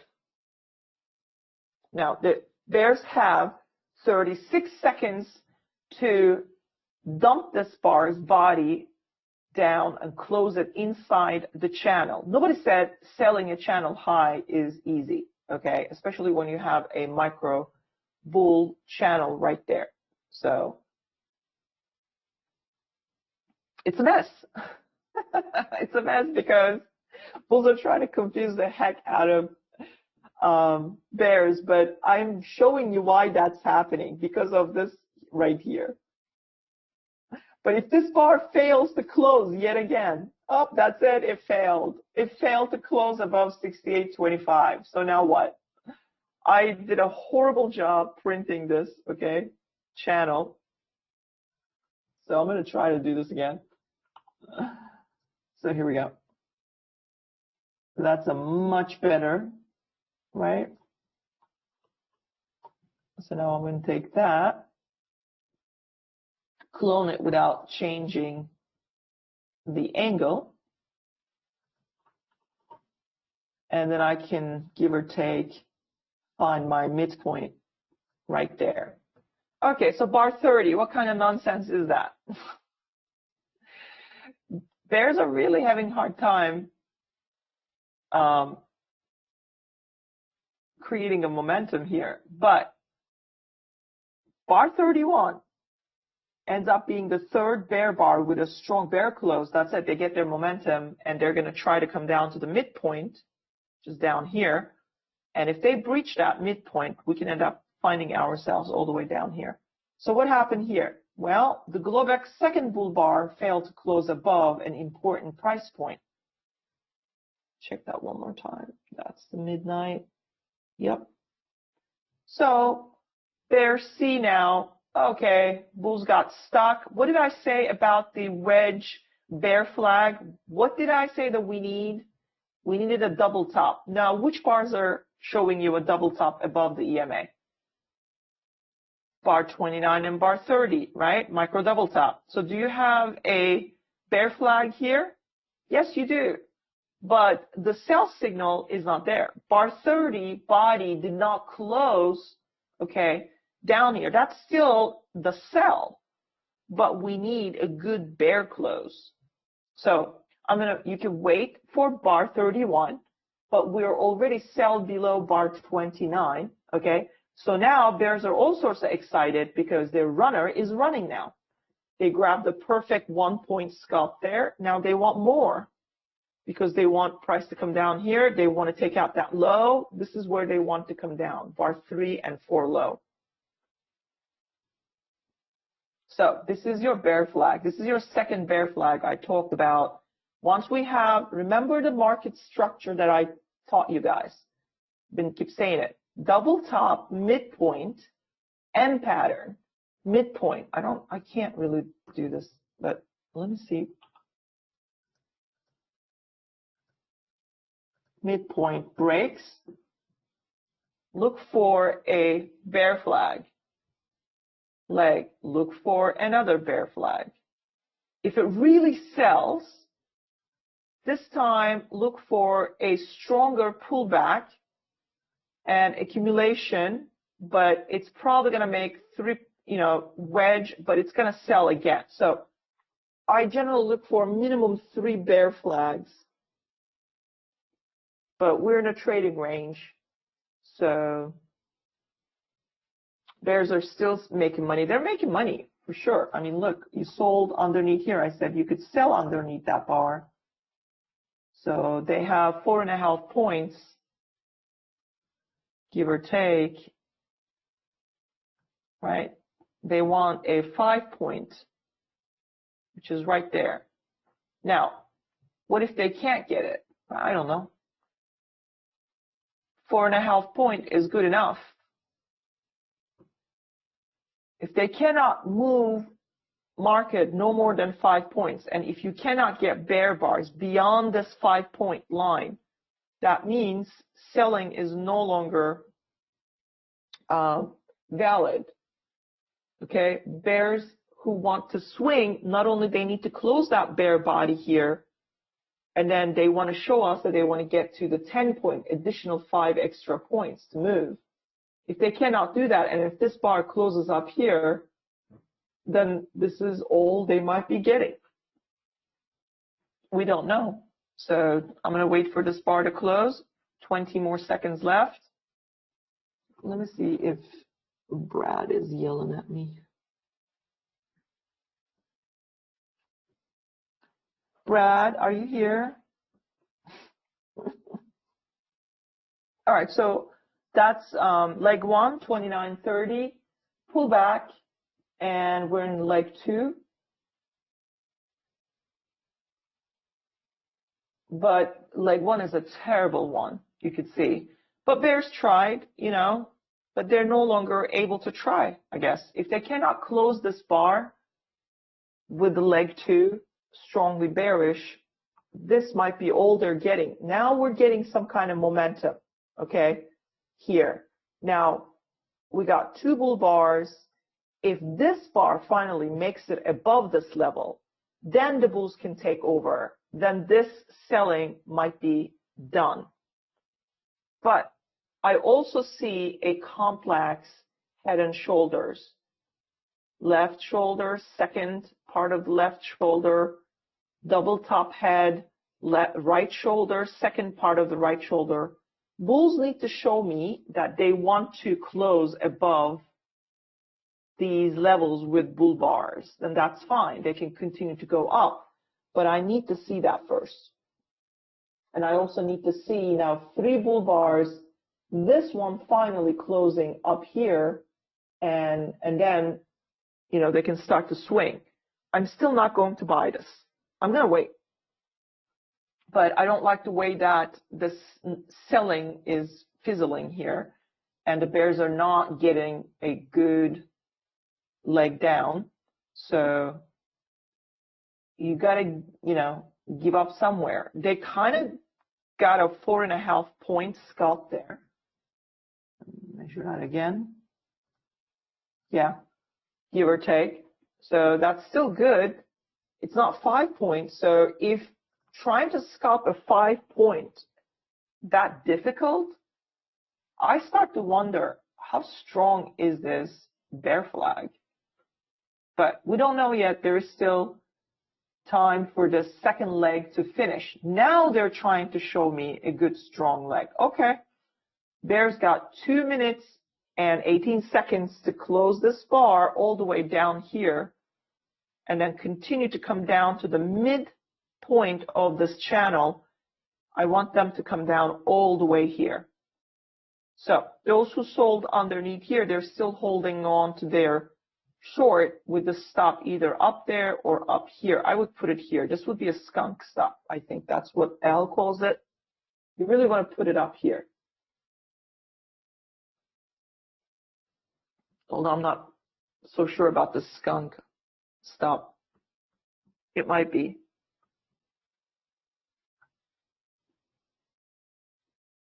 So don't just spook. Don't get just spooked quickly. Just wait. Okay. Here is the apex again. Just spook. Don't get just spooked quickly. Just wait. Okay. Here is the apex again.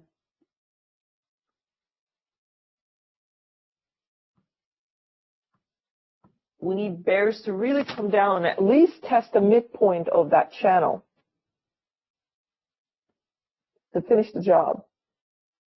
Because this is a complex head and shoulders. You can see it, right?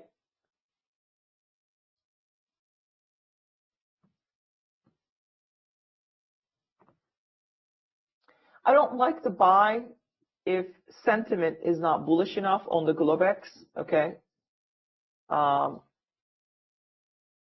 And I know that as long as we stay below this level, we're not that bullish. So that is a decent second leg. I don't care if the body now closes higher. They make it, they made it so that, you know, it's balanced leg one, pull back leg two. It's a shame that they can't sell a perfectly good bear channel. But what does that mean? What does that tell you? This could now become the small pullback bull trend that bulls might be looking for, okay? So look what they did. Bears try to sell, bulls got it. Bears try to sell again. This time they couldn't. That's the second leg failed. So second leg failing underneath EMA, a bear flag failing. So now you look for a bull bar taken out the bar 29 high, possibly the bar 23 high, okay? And then go all the way up to the bar 19 high. Now I'm interested. 3 bull bars, and the last bar is actually taking out the wicks. And if the bulls actually close that bar up here, now we have possible swing bull setup. And that swing bull setup on the Globex could help us get a small pullback bull trend. Come on. Sorry, I'm not doing this on purpose. It's just decided to dance. Oh, I really need to switch to my regular computer. Sorry about this. What was I saying? Oh, okay. So small pullback bull trend. Okay, some bulls actually already see a always in long starting because of this, and this is a trading range, and it's also a kind of a triangle, also a diamond too. Look, lower highs, higher lows. So now they're trying to get back up to that area. So they want to get above this trend line. Okay, that's good for the bulls now. And we have a double top. That's a cup and that's a handle. Small cup, handle, double top. If we get a really strong bull bar, then you get a really nice, what do you get? A measurement.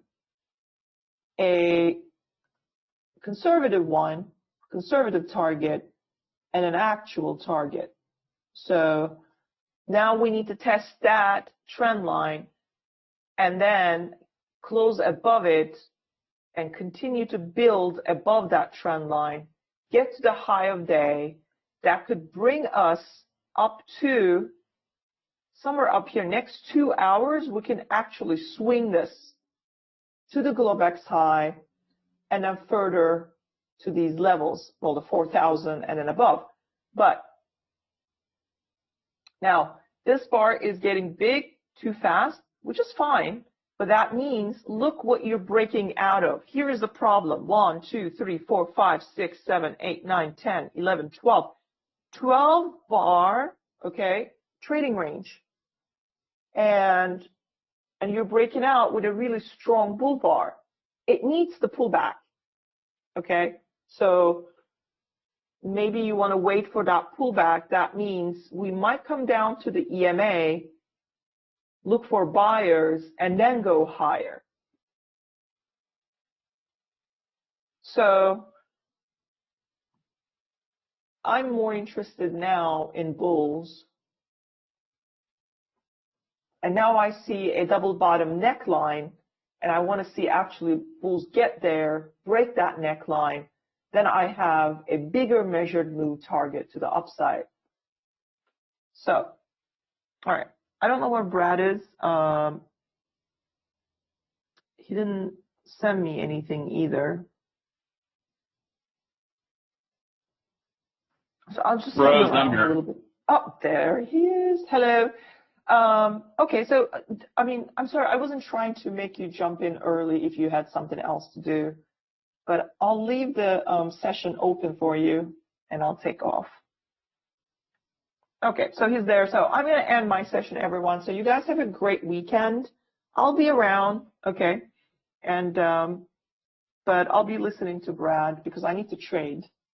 So again, sorry about this morning's technological issues that I had to deal with, but hopefully it won't happen again. And see you guys next week. Bye. All right, hope everyone had a good day so far. So a few things to really talk about. One, very impressive day for the bulls yesterday. And I read the blog this morning. One thing I talked about is I did not think today is going to be a bull trend day. I think today is going to be a trading range, which so far it is, or it's going to be a bear trend day. And that's why I said pay extra attention to the open of the day. And the reason for that is the daily chart. This bar doesn't look that big, but really you have to factor it from here to here. So it's 200 from this close to this open. So if we go to, let's say, the ES, which is the continuous chart, this is how big the day's range was. And that is much bigger than here. And even with this bar, look how much we pulled back. I don't think we'll pull back. You know, obviously, can we pull back 50%? Sure. You know, I think one of the biggest challenges right now for the bulls is that's such a climactic bar that the market may have to go sideways for a couple days. We're so close to 4,000. Everybody knows we're going to get there. But we can easily pull back first. That is why a lot of traders, you just have to think about if you are deciding whether to buy this close and put a stop down here, put a target up here, what's more likely? Are we going to pull back 10% of this range before we go up 10%? Are we going to pull back 20% before we go up 20%? We certainly can. You know, just imagine if you bought, let's say you bought the low of this bar and you were betting on a test up to here, and then, you know, you get filled on this day, and then in one day the market goes up 200 points. You're going to take profits. That's why I think the market's going to have to go sideways for at least a couple of days. The weekly chart, more or less the same. Strong breakout, 3-bar micro channel, probably buyers below. We're getting a second leg up. The bulls want this bar to close as high as it can and above, which it will, more likely than not, close above these highs. So there's really not a lot of incentive for the bulls. You know, the incentive for the bulls is to close in this range. Even if they close right here, they close at the open of the day, the weekly chart is impressive. A very big close to the week. So overall, there's a few things I would look at on the open. That is the first 2 bars of the day. I didn't think it would be a bear trend in the open, but when you see this, you have to wonder. Very strong trend yesterday. huge gap up. This is a warning that the market's probably going to go sideways for most of the day. Here, now ask yourself, the odds already favor a trading range before the begins. Now we have 2 consecutive bear bars on the open. You have to wonder, that increases the chances of sellers. So traders selling this close and selling more up here, they're probably going to make money. That's just the reality. Then you have a really big bull bar, surprise. And I'll talk more about this at the end of the day, but either way, there's sellers up here. So trading range price action. For the bulls, 2 legs up. But so far, look at the day. Find the best looking bull bar and find the best looking trend bar and look at the follow through. Okay? Big bull bar, terrible follow through. Big bull bar, sideways. Big bear bar, sideways. Small expanding triangle. So it's kind of like a final flag, broke to the downside, retested back into the triangle. Same thing here. We have a triangle, broke to the upside, retested it. So sure, 33, good bull bar, maybe a gap, 29 and 35. But why is 34 a doji? And also, look over here. The bulls, they bought the 18 low, the 15 low, 14 low during 20. And look what happened over here. So you buy this low here or here. Then you get a big breakout. What are you thinking? Are you thinking, that's exactly what I wanted? Or are you thinking, dang, maybe I just bought the high of the day? You're probably thinking the latter. It gives you a chance to try and get out here, and it doesn't let you. And then you get a second leg down. A lot of traders would be expecting a trading range. So some traders would just say, whatever, I'll just buy down here and use a wide stop, and I'll probably be able to avoid a loss. And that's exactly what happened here. So do I think we're going a lot higher? Probably not. This is a profit-taking area. This is those, as Al always calls them, the thank you scaling traders, the traders that bought, they didn't expect this, they scaled in lower, and they're thrilled to get out at their entry price. Is it possible this day becomes a small pullback trend? Sure. This entire day could go sideways, and if it closed up here, it's follow through on the daily chart. We don't know.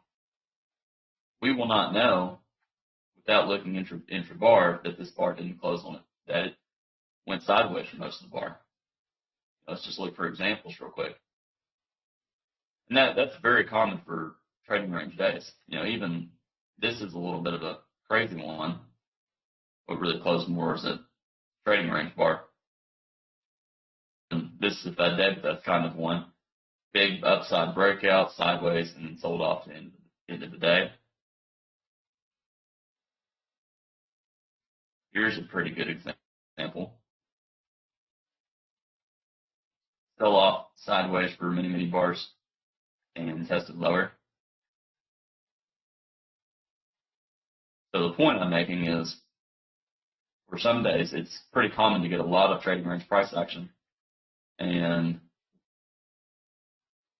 I'll find some later, but it's common to get a lot of trading range price and then rally up or down late in the day and get a strong close.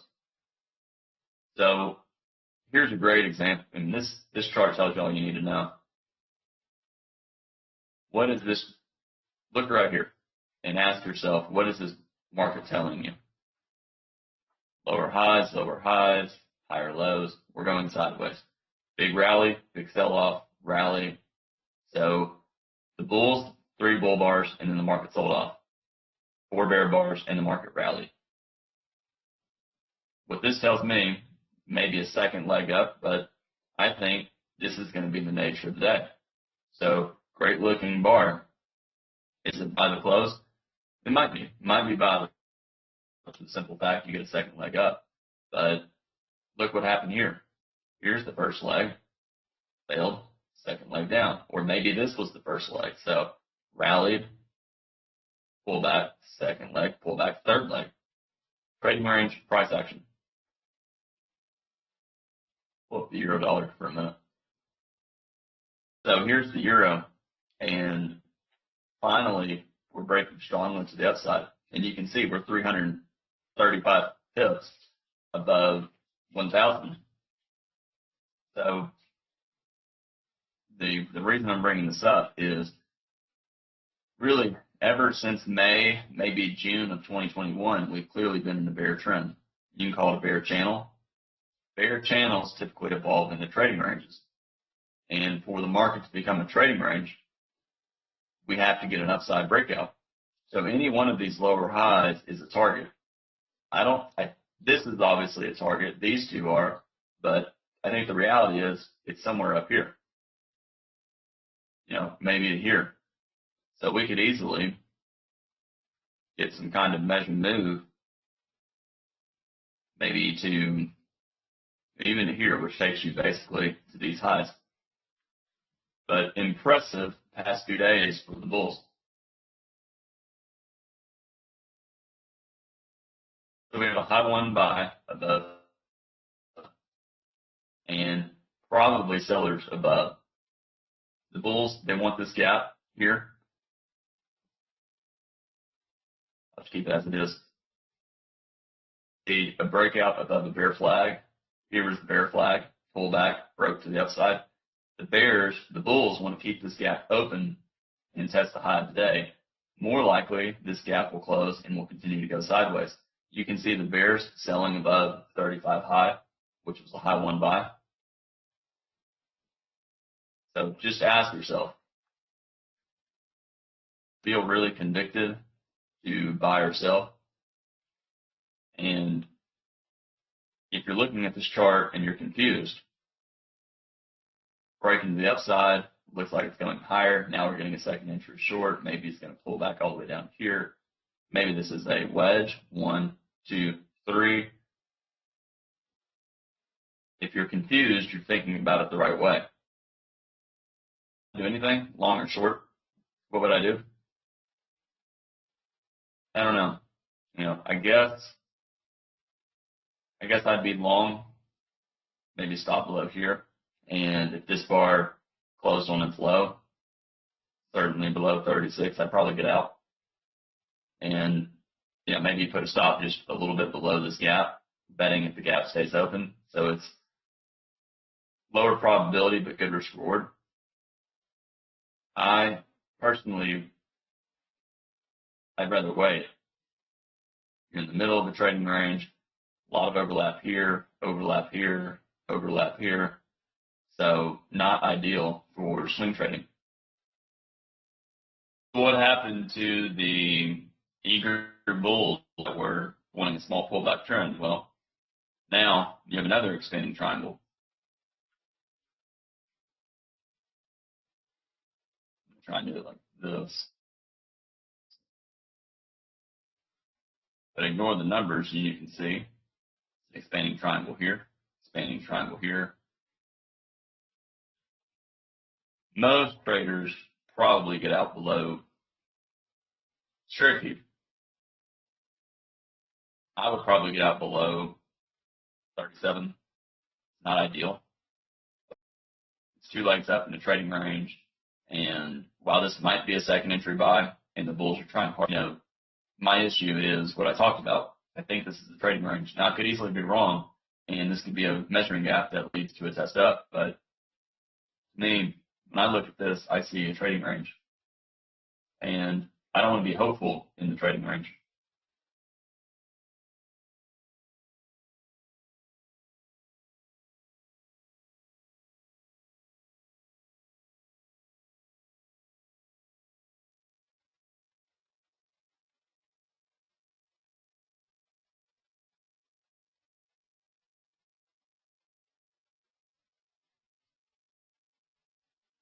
So is this a good high to buy for a second entry?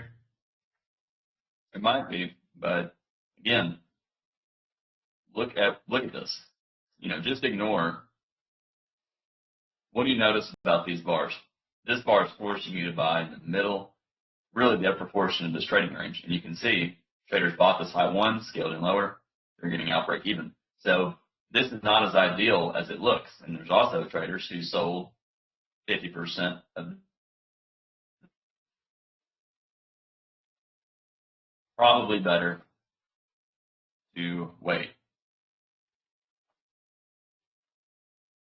possible, first push, second push, third push, maybe we get to the 20 high. But I don't know. There's also, we had a high one buy at 15. Maybe we have to get to it. It's reasonable to buy this bar. Some traders bought above it, bought more above a bull bar, closing on its high, maybe here or here. If they did that, you can see, well, it doesn't really matter, but break even being here. So my hesitation buying is trade management. If you buy, it's a second entry buy. If it closes on its high, you could buy here, put it, buy above this bar, stop below. That's 1 times your risk. I don't think it's a 60% probability you're going up to here or you go to here. Therefore, I think you need twice your risk, which is something like this. It takes you, it's a measured move up, which no surprise. If you buy above this bar, stop below, 2 times your risk takes you to the high of this measured move projection and the high today. The computers, they know that, which is why the bar is this big. Some traders, and another thing to point out, look how much the bar is bouncing. You don't want to see that. It's the same thing as a breakout. I think I mentioned this on Tuesday, or maybe it's Monday, whenever I was talking in the room last, but if you go to here, move some lines. The interesting thing about bar 46 was when it triggered, it started going down and it stalled right at 5 points, but it wouldn't really bounce. It didn't really bounce up, and maybe it bounced a tick or two.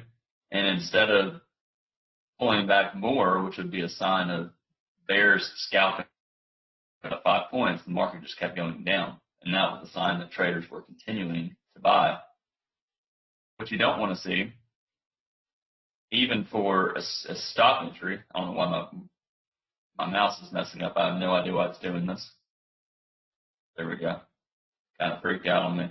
You do not want to see a bar bouncing up and down, because what that means is there are some traders who bought below this bar, and as the market's going up, they're scalping because they're not confident it's going to close on its high. Now you have a micro double bottom, micro double top. It's a smaller time frame, head and shoulders bottom, head and shoulders top, left shoulder, head, right shoulder. Maybe like a 1 minute chart, left shoulder, head, right shoulder. I would get out.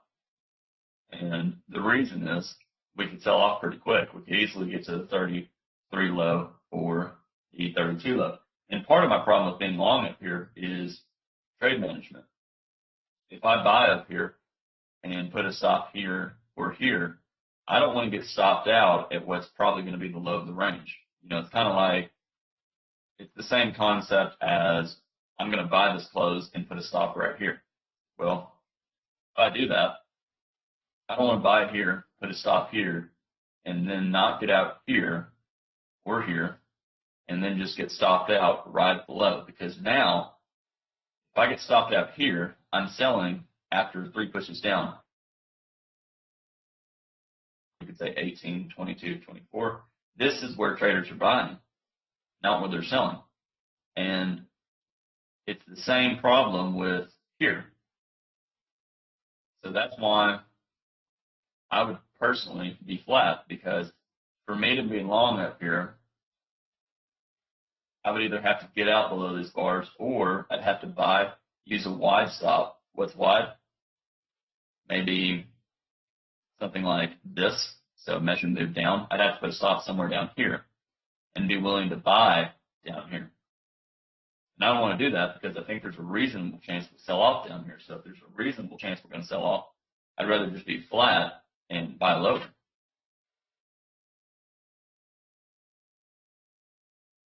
Part of the problem people face with trading is it does not matter. If you really think about it, if you really just think in a real simple way, selling, whether it's selling to go short or selling out of long, is really the same thing. buying to buy back shorts or buy to go long is the same thing.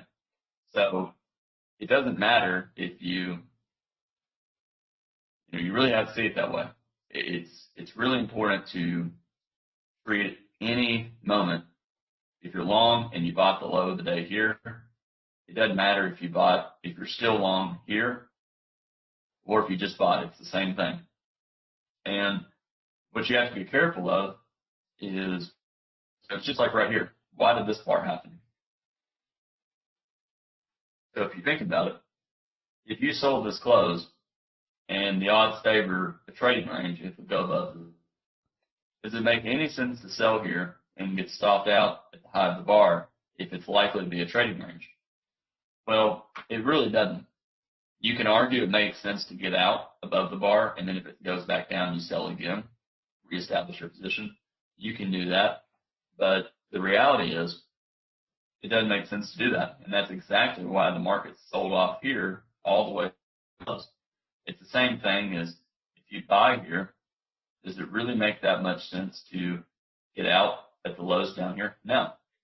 So some traders, what they do is they buy the close of this bar stop down here or here, and they're buying with the premise of the market being in a breakout.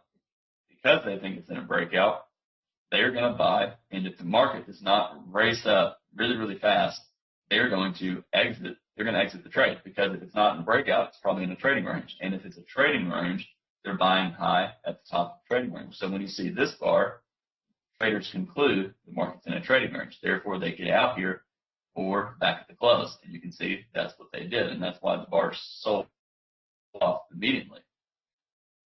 So the bulls are still trying hard to keep this gap area open, and they may be successful with it, but now you have a wedge, 1, 2, 3. If I was a bear, would I get out above this bar? Probably. So again, stop entries are bad in a tight trading range. Better to wait. Now we have a big bull bar, so it's probably swing. It's swing by above. I get out of shorts, and if the trader is buying above it, maybe they put a stop below the bar. And if they do buy above it, they want the market to race up quickly. If it doesn't race up, a lot of traders would scalp out. So what I would do right here is I would pay attention to how the first 30 seconds, the first minute of this bar, is this bar going to find more buyers? And is the bar going to start to race up, or is it going to stall? Will bears make money fading the bar before the bulls make money? That's important. So if I'm a bear, I sold this bar at 74 even. Maybe maybe my target's 4 points below, 70 even. Let's just say. So let's see if the bears make 4 points before the bulls make 4 points.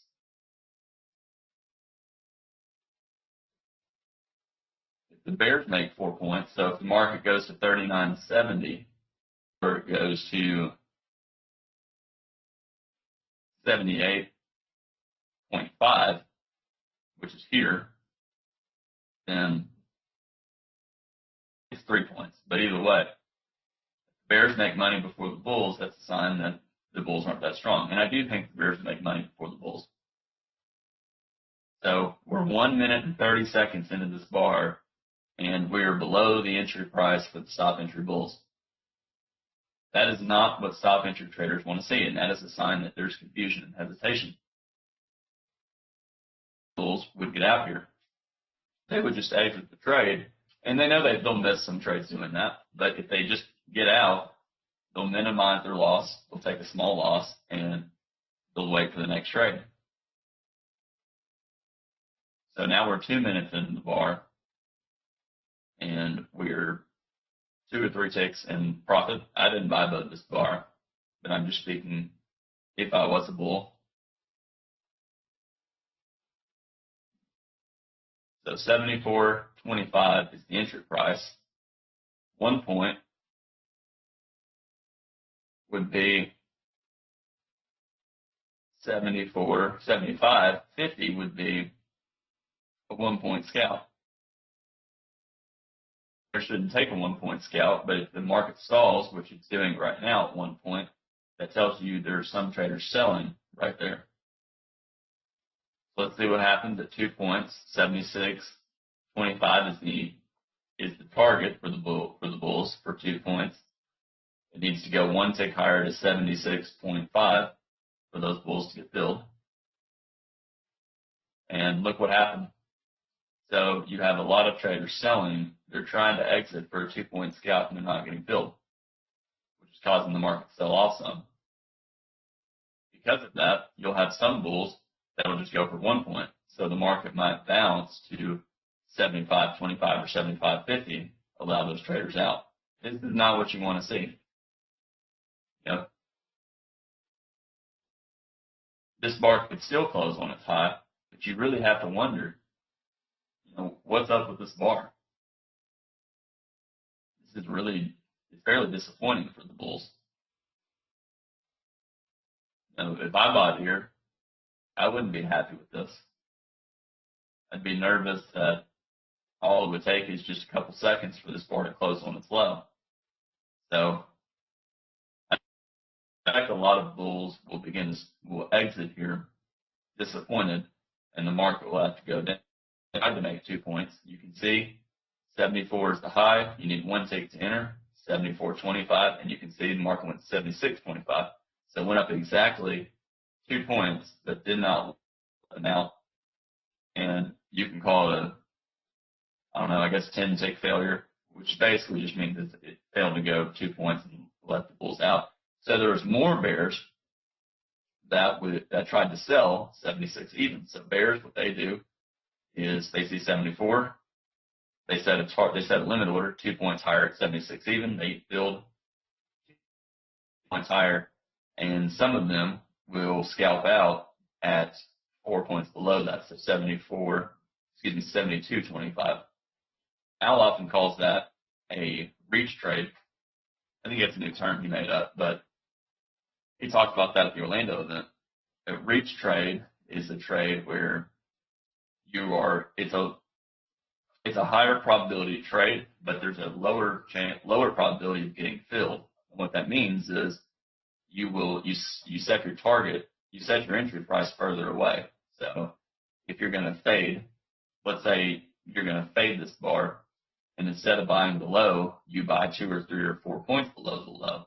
And you're buying where you anticipate bears scalp out. Same thing up here.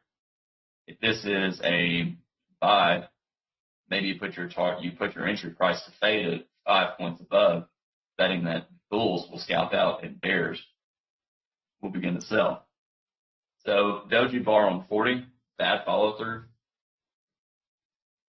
What do you do here? Not a great swing short below 40, but I do suspect some bulls would get out below 40. You can call it a second entry short. You're getting a lot of bear bars up here. And if I'm a bull, I'm probably disappointed with 40. I'd use this bar to get out break even. So that's exactly what happened. 39, bulls bought above 39, entry price 74.25. And then you can see the market went to 74.75 and sold off a little bit. So notice we're bouncing a little bit at 74.25. That's the entry price for the bulls that bought above 39. And it's bouncing because you have more and more bulls deciding if they should get out break even here and wait for another trade. Some bulls would give the market a chance here. And they said it's a bad sell below, I'm going to stay long. And the market rallied. When they saw the market go past the break-even price and then stall and maybe pull back below it, they started to think, gee, maybe I'm wrong. Maybe I should get out break even. Break even.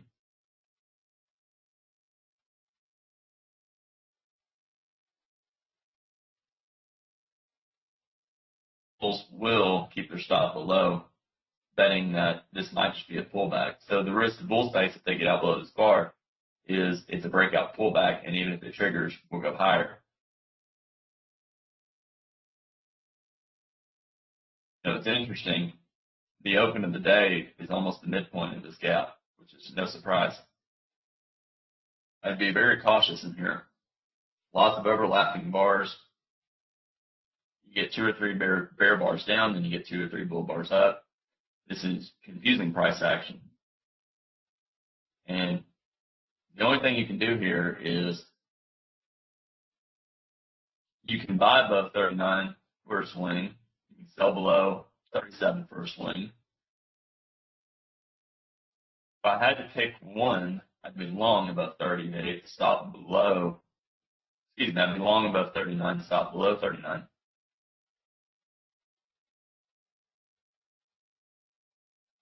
Yeah, but the bears are having trouble closing below the EMA. My problem with the EMA, though, and that is a sign of bullish buying pressure. My problem with the EMA is it's at the open of the day and it's flat. So even if I turn this off, actually I don't want to do it right now. I don't want to re-enable it, but if it wasn't there, this is a lot of overlap. But if we look over the past 10 bars, the bulls are getting better looking bull bars than the bears. You know, doji bar here, doji bar here. The bears, since here, have not gotten one bear bar that's with a body bigger than the tails. So here, bull bar, bigger body compared to the tails. Here, bull bar, bigger body compared to the tails. Slightly increases the probability for the bulls, but not by much. The bulls will continue to stay long, maybe stop below 41 or 39. One thing about Forex is it's a really great market to, especially in higher time frames, because the problem with the 5-minute chart is most of the time the range doesn't move that much. However, when you do get a breakout, it can move very, very quickly. And the great thing about Forex is you can trade just incredibly small. So that is a really nice thing.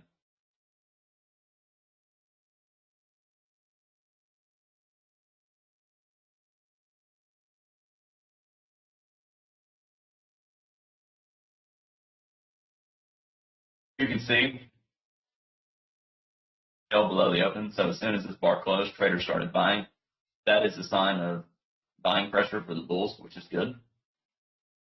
We've got to step away from the computer for just a few and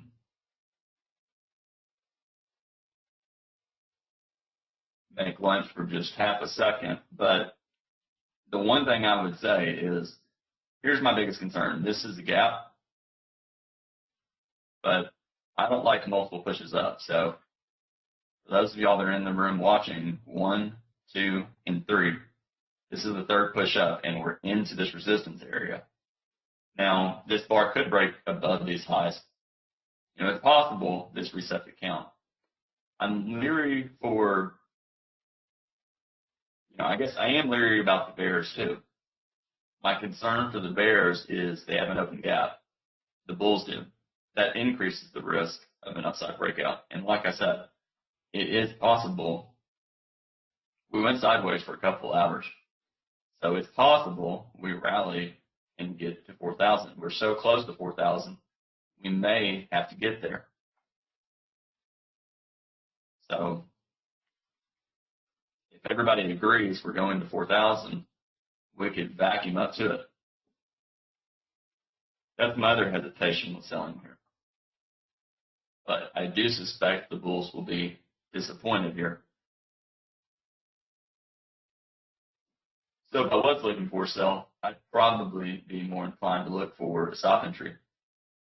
This is the 4-bar micro channel, assuming this bar didn't go below this low. Probably buyers below and a small second leg up. We're testing the high of 15. So let's see how this bar closes. Will it close strongly above 37? Or will there be buyers above 37? The problem with 37, the problem really with outside bars, they're not that great signal bars most of the time. And the reason is an outside bar is a trading range bar. If you look at this bar went above 36 and below 36. So it's kind of the opposite of an inside bar, which it has a failed breakout to the upside, failed breakout to the downside. That increases the odds that there's sellers above 37. So traders sold, they sold down here, they sell above 37, they'll probably get out break even, which makes me think we're going back to here. Again, 3 pushes up, 1, 2, 3. I'm leery of the bulls. You had bears that sold here and here, probably looking to get out break even. That would be enough for me to be full if I was long. It's possible that I get 42 is bad, look, it's a bad sell signal below, but I just don't want to be long with this much overlap. So for me, I'd be flat.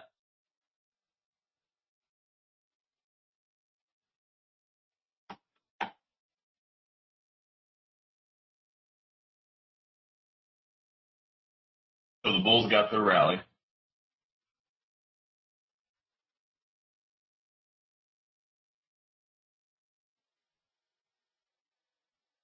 Tighten up channel, trying to break to the upside.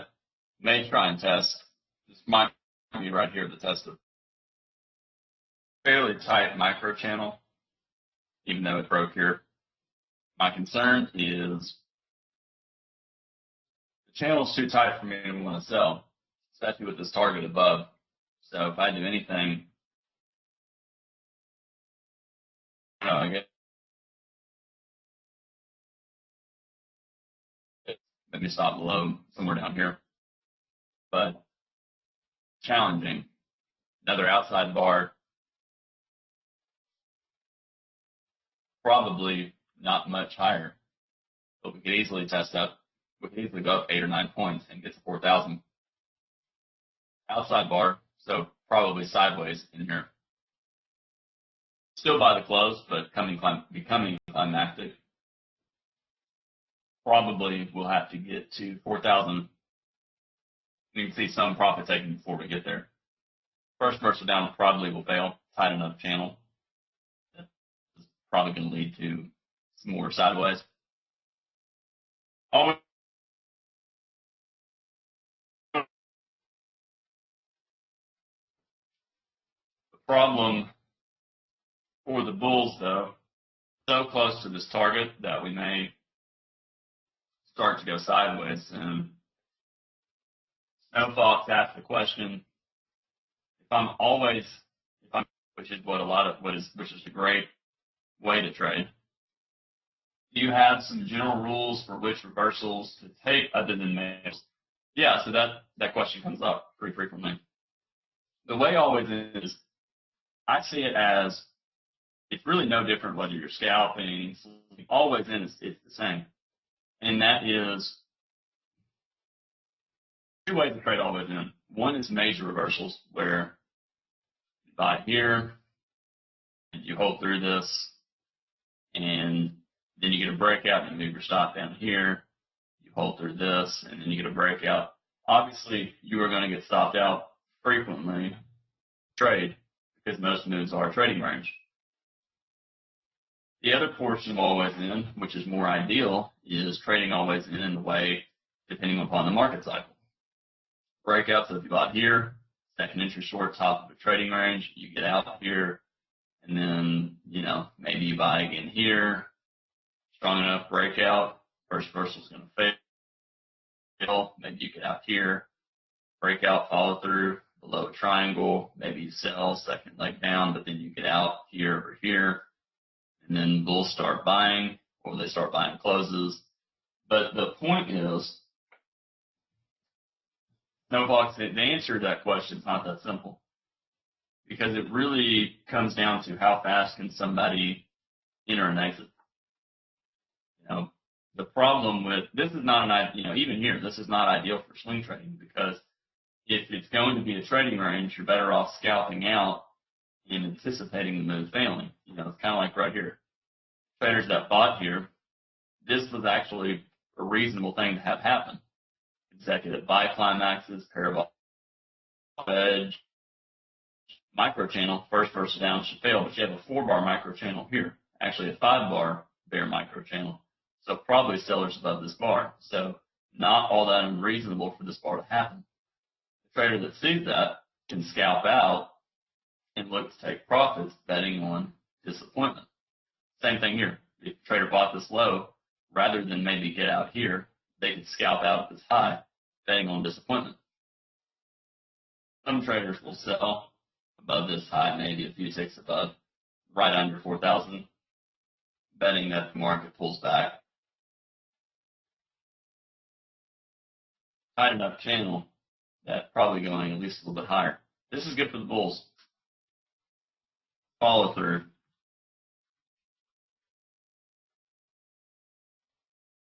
So that is good for the bulls. Now the question is, how much higher do we go before we pull back? I think we're going to have to pull back. So even if we close up here, probably going to pull back soon before we go all that higher. Testing 4,000. Probably sellers not far above, and probably going back to 3,900 before we go much above 4,010. This is probably more of a profit-taking area than anything else. Consecutive buy climaxes, probably not much higher.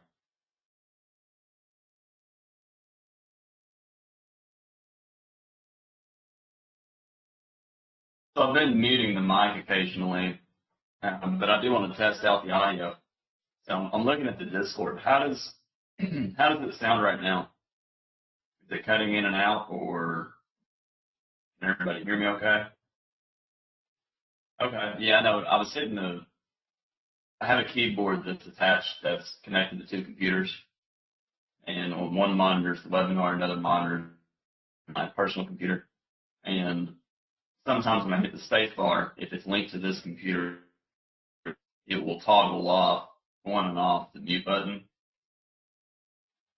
But as long as it's not skipping right now, then hopefully there's. So I'm just going to talk for like a minute straight, and let's see how much it skips around. So we're just going to look at Forex markets. So here's the Aussie dollar, AUD, USD, and same thing, pretty similar to the euro. And let me know if y'all hear it, if it's bouncing around or skipping. So same thing as the euro, breaking out, probably going to test back into this range here soon. The Great British Pound, very climactic over the past couple months. Strong bear breakout, but the bear breakout was coming pretty late in this sell-off. So whenever you see something like this, a lot of traders just start buying, betting on consecutive sell climaxes, multiple reversal attempts here, here, here. Even these two, probably going to go sideways soon, so traders start buying aggressively. This rally was strong enough that the first reversal down was probably going to fail. This was a tight enough channel, though, that as strong as this rally was,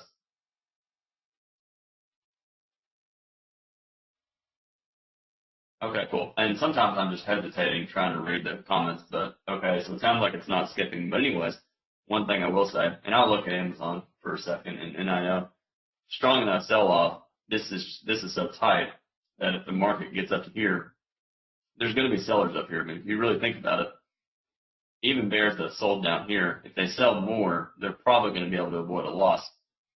So that's part of the reason for this. So yeah, let's look at ANZN and NIL.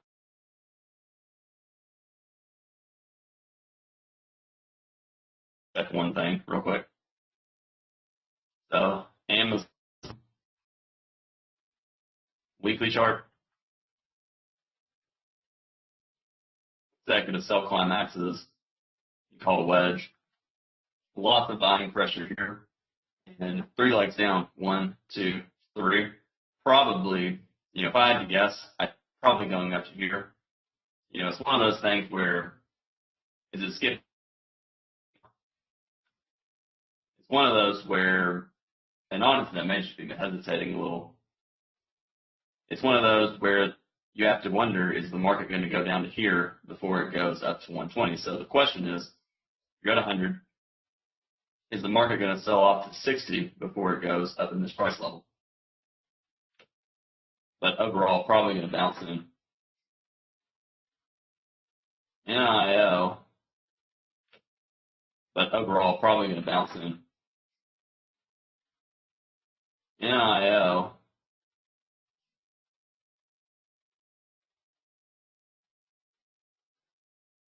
I'm curious, what is it? I'm not even sure what NIO is. Give me just 1 second. Oh, it's an automobile manufacturer. So, okay, Chinese automobile manufacturer.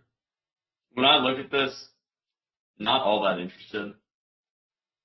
You know, big rally, sell off, kind of the same thing. And this is one of those, Al calls them, you heard him talk about this at the Orlando event if you were there, but he talks about the webinar too. He calls it one of those hodl trades, hold on for dear life. And traders that are buying here, if they did buy, they're betting on, I mean, really, it's $11. You're betting that it's not going to go to zero before it goes to 20, 30, or 40. So that's one of those. You're holding to zero if you take a trade like that. Wasn't the last move? Let me see. Wasn't the last move a? Let me go back in the. Yeah, Jennifer, I'm assuming you're talking about the E-mini. So let's go back to it. Yeah, so this is a higher high after a trend line break, bull trend line break to a higher high. I said earlier, part of my problem here is consecutive buy climaxes, and we're at 4,000. The market's probably going to go sideways in here or down. And this bar right here is an important bar. Bar 50. If you think about it, bar 50 went below 2 bull bars, and it closed below bar 49. So that is a sign of strength by the bears, especially with this being climactic. Bears may not sell here, but bears will be more confident that they can sell above the high, especially with 4,000 being such important resistance above. That's why the market sold off right here. Now the question is this going to be more of bears taking profits down here, back at the 52 high, maybe the 50 close, or are we going to race back down? A couple of targets below you have to think about, the 17 low, trading range day. I say that, a lot of trading range price action today. You can certainly argue it's a bull trend day, but for me, I don't see this, yes, bull trend day. I don't really see it so much as one because my only issue is all the overlap. So I see this more as a trending trading range day. Trading range here, upside breakout, probably sideways. You have to wonder if we'll get to this low right here, the 17 low. 3-bar micro channel, probably sellers above and more sideways, but tight bear channel. So probably, not probably, the odds are the market's going to have to go more sideways.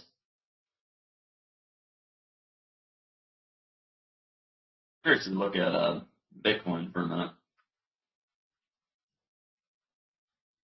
Everybody's aware of I'll talk about 17 low in just a second. It's a strong signal bar. Everybody's aware of the whole FTX situation. It's certainly not a good thing for them, but overall Bitcoin's a really interesting, whatever you want to call it.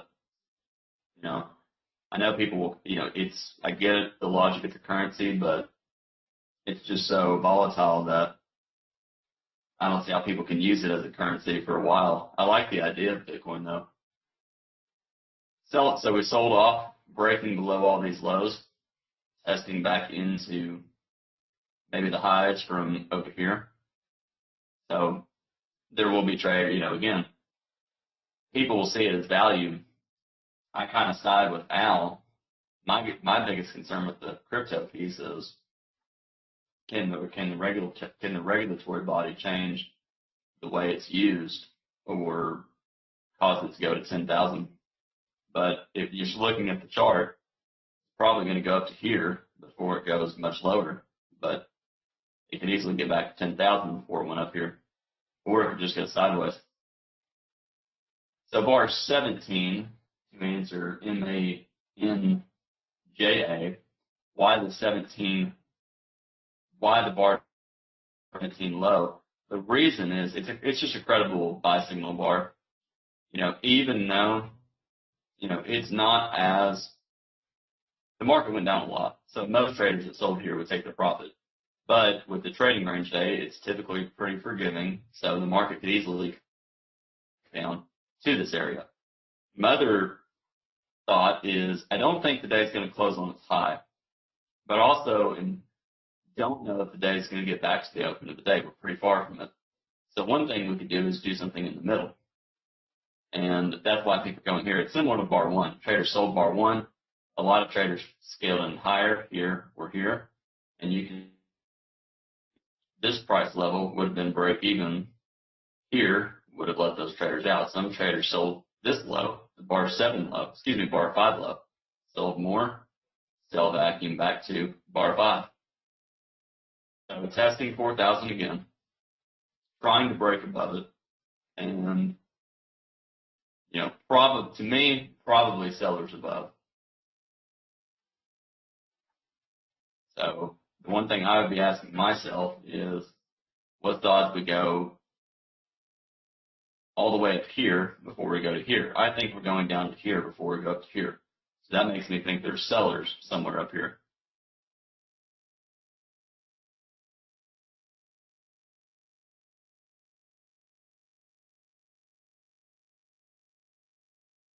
Okay, so let's answer some questions here. Snowfox asking about always in. Let me move the mic 1 second here. Sorry about that. I realized the mic has been muted, and I don't know how long, so that's a little frustrating. But, I'm in the process of having to restart my second computer, my other computer. So give me 2 seconds here. Anyways, I had to restart Discord. I do not remember who asked the question about always in, but they asked a follow-up question always in. It seems that I'm pretty quick to, let me look up on my phone. I had to restart the other computer. So that kind of threw me off, and I was talking for a couple minutes and just realized that my computer has been, Snowfox, my mic's been muted. I didn't realize, so I'm going to start over. And my computer kind of caught me distracted here. But, Snowfox, to answer your question about, as a follow-up, you said there are different ways to trade always in. Well, you mark the end-of-day charts and do your end-of-day wrap-up comments on the always in entries. How are you deciding which are the good entries? How are you thinking about it, ? Because some of them are not clear to me. You're pretty quick to reverse. Yeah, they're not clear. It's just a lack of understanding something, and that's not a big deal. There's plenty of things I don't understand that I learn every day. Just all sorts of stuff. So the good news is the more you start to understand all the little pieces, the easier that becomes. But always in really changes depending on someone's skill set and ability. So for one person, I use the example over here. And give me 1 second, I've got to get this other computer turned on, and I'll continue.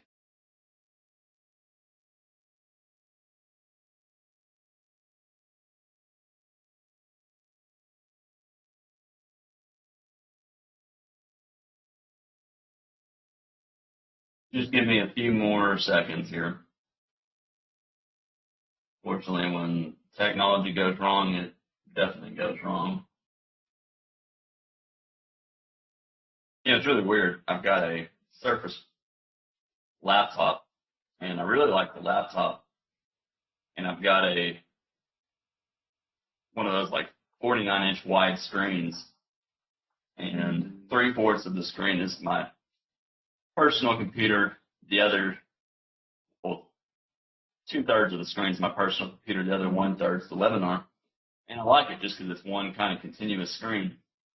But what I don't understand is I have a Surface docking station, and for whatever reason, when I have the monitor in split screen, I have to connect it's not an HDMI cord, it's one of the smaller, I don't know, like Thunderbolt cords, USB-C, I don't know.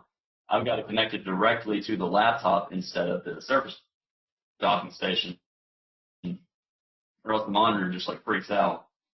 But it should be fixed now. So let me go back to always in real quick, now that everything's situated. For always in, I'm just going to start over with your question, Austin, or Soapbox. The problem with always in is it's different for everybody, because everybody's understanding is a little bit, it varies, you know. It's always in short on the close of 2, by definition.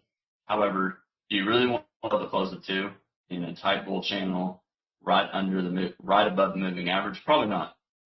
And if you did sell the close of 2, I don't want to get out at the high of bar 1, because I know there's sellers up here. So if I sold the close of 2, I'd rather either get out quickly on this bar or sell more up here, get out break even. And the better thing to do would be, and part of that reason is consecutive consecutive bear bars. Sure, odds favor second leg down, but we don't know if this is a bear trend or a bull trend or a trading range. And if it's a trading range, we could fall above here. So as far as marking, you know, part of the markings is probably going to be selling below here, selling below there,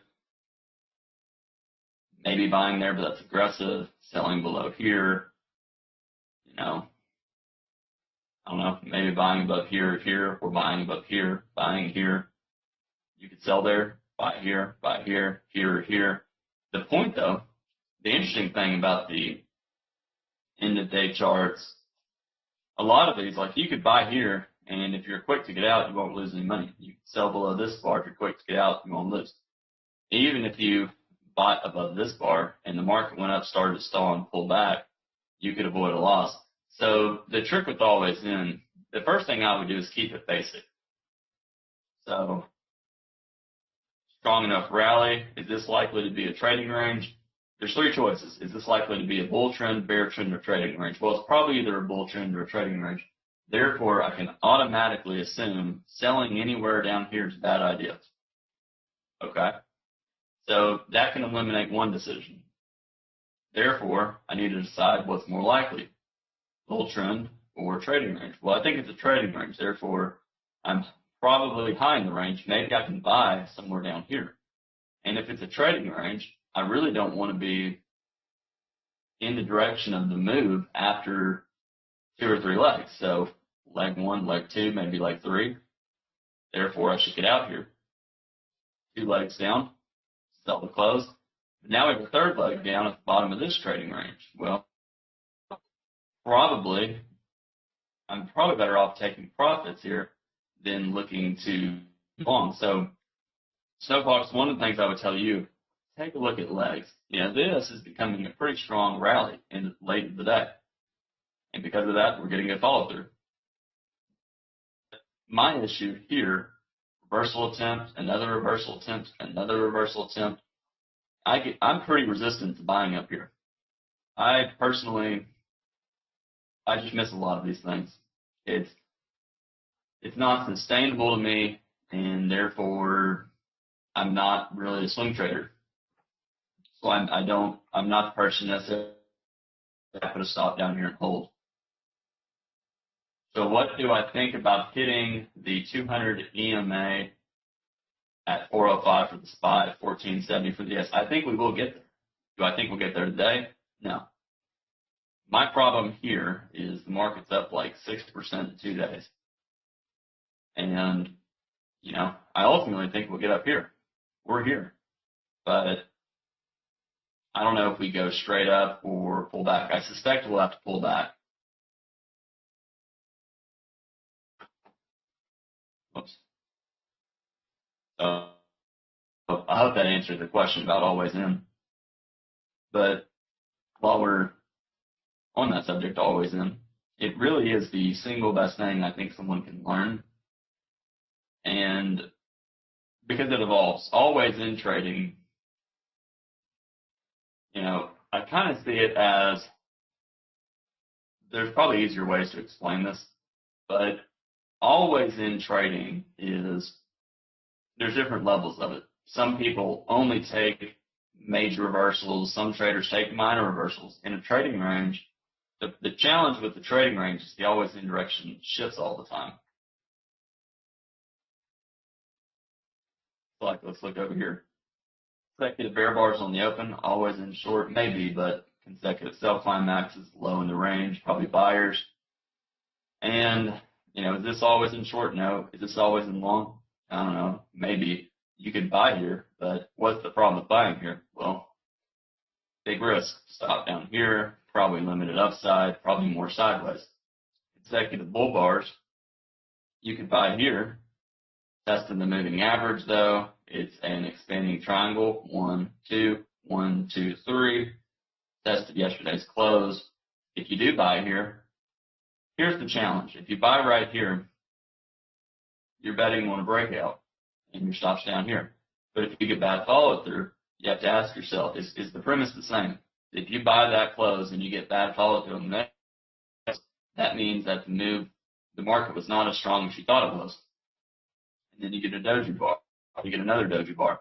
So you bought a breakout hoping for higher prices, and the market's not going higher. That means you might be in a trading range. If that's the case, a lot of traders exit. So why would a trader exit?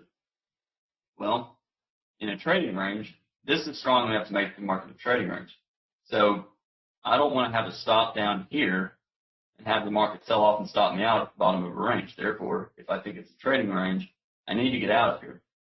The other alternative, sounds a little crazy, is putting a stop somewhere like down here. Buy this close, buy more lower, get out, break even. Big bear bar, another big bear bar. So let's say you bought the low down here. Let's see if it lets you out. That might let you out. The problem is you occasionally would get stopped out, but if I bought there, bought more there, that's break even. There you go. That would be enough to get you out break even. But the problem is, I think the stake continues to sell off. You did take that buy and bought more down here, and you didn't get out break even, you could take a real big loss. So I hope that kind of makes sense as far as that's my premise. I'm sure there's a better way to explain it, but that is my premise as to why do second entry shorts work at the top of the trading range. Yeah, I'm sure there's an easier way to explain it, but the whole point is the reason why a lot of traders get out here is there's only a few stop placement. There's only a few choices for stops. You can put it below here, below here, below here, or here. And the problem with all of those is if it's at the top of the range, you don't want the market to sell off and then reverse. One thing I noticed, I make this mistake a whole lot, is I'd buy or I'd be long, I'd have a stop down here, and I would end up getting stopped out like on 24. And I would realize that, dang, I just got stopped out at probably the bottom of the range. And I would instinctively know the market's going to reverse. And so what I would have to do is I'd say, okay, well, I know I just got stopped out, but I need to buy again because we're at the bottom of the trading range. And I would buy again and come right back, and it'd come right back to my entry price. And then I'd basically break even on those two trades. So I would take the loss, I'd be long, I'd get stopped out, and then I would buy again somewhere over here and get back to where I was and basically, maybe lose a point or two. But what it showed me was that's not a good trade, because the problem with that is you have to get out when you think it's a trading range and then look to reenter. It's not unreasonable. We've had a couple of these situations where it goes too fast for me. There we go.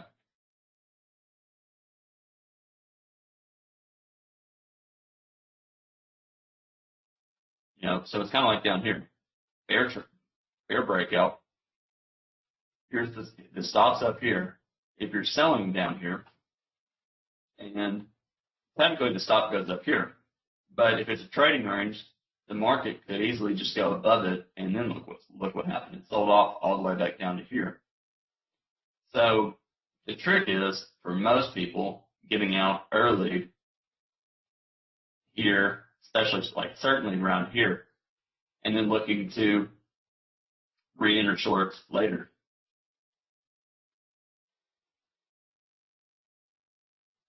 So multiple reversal attempts here, here, here, here. Clearly a small pullback trend at this point.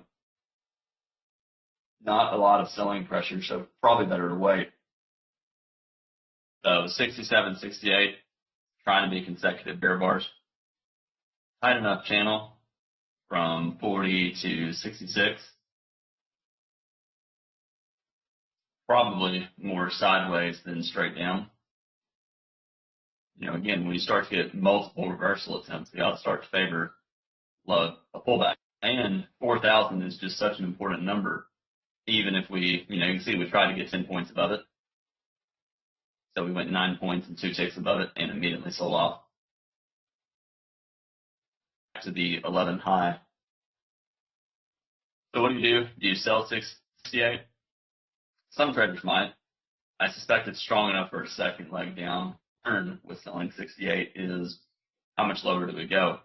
It's possible that we get back to the open of the day, but with it already being bar 60, less than 20 bars left in the day, I think the reality is the market will need to pull back and test these highs and try to form a lower high and get a second leg, and I don't think we have enough time. With it being Friday, you do have to wonder about the possibility of something disappointing. What I do think the market here is disappointing the bulls.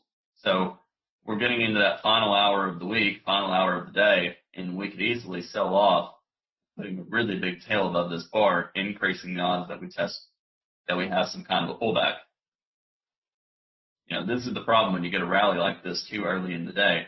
There's just not enough time left, and at this point, the bulls are so exhausted that the bears have a reasonable window to take control of the market. So traders are selling the close of 68. The close of the bar was 96.25. The low of this bar is 91 even. So 625, maybe 59.25, a 5-point scalp. Excuse me, that's not right. 96.25, 89. I can't even do math right now. 91.25, excuse me. So bears already made a 5-point scalp. There's not too many bears taking profit, so maybe they're going for a 10-point scalp. And what I do with that is you can often pay attention to, look for bars such as this bar right here. They're sold below this bar, 70, 50. So 4,000.5 would be their entry. And you can see the market went down 10 points and started to bounce. So some of those traders who sold 4,000, they just made 10 points during the sell-off and they're taking profits. You can see that some bears that sold 96.25, they were able to make 5 points, 6 points. Let's see if they sold below this bar. Those traders were able to make, traders that sold below the traders that sold below 68 were able to make 5 points. Is my chart frozen? Or do y'all see it moving around?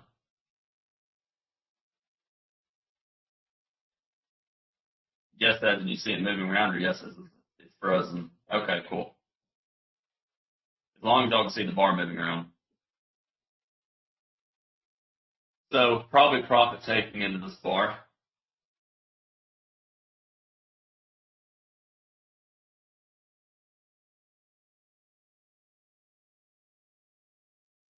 Again, I think the market will have a second leg down, but the problem for me is risk reward. What do you have to risk for the reward? So if I sell this close, stop up here, That's 1 times my risk. I think the market's going, or it goes all the way down here. But probably sellers above 69 for at least a small second leg down. Testing the bottom of the channel, 50 or 58. Testing the high bar, 11. Wow. So very impressive day for the euro dollar. Wow. So very impressive day for the euro dollar.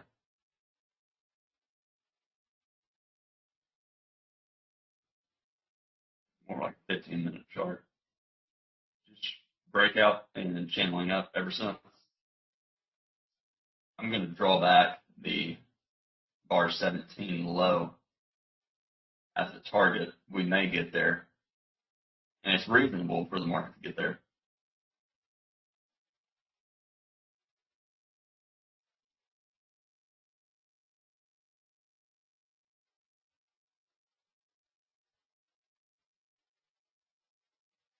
Maverick, I'm assuming you're talking about the SPY 400. Let me look here actually. Yeah, so you can see we got to 39934 on the SPY. Still to close, but pretty big tail on 69, so may balance soon. 4-bar micro channel, probably sellers above, but in the buy zone, so probably buyers down here, and probably better to take profits. Some traders may buy the low of 69 at 89.5 and try and get 4 points, which would be 94.5. That'd be 5 points. So let's see if it goes to 93.5 or 94.5. I suspect the traders that are buying for a 5-point scalp or 4-point scalp will make money.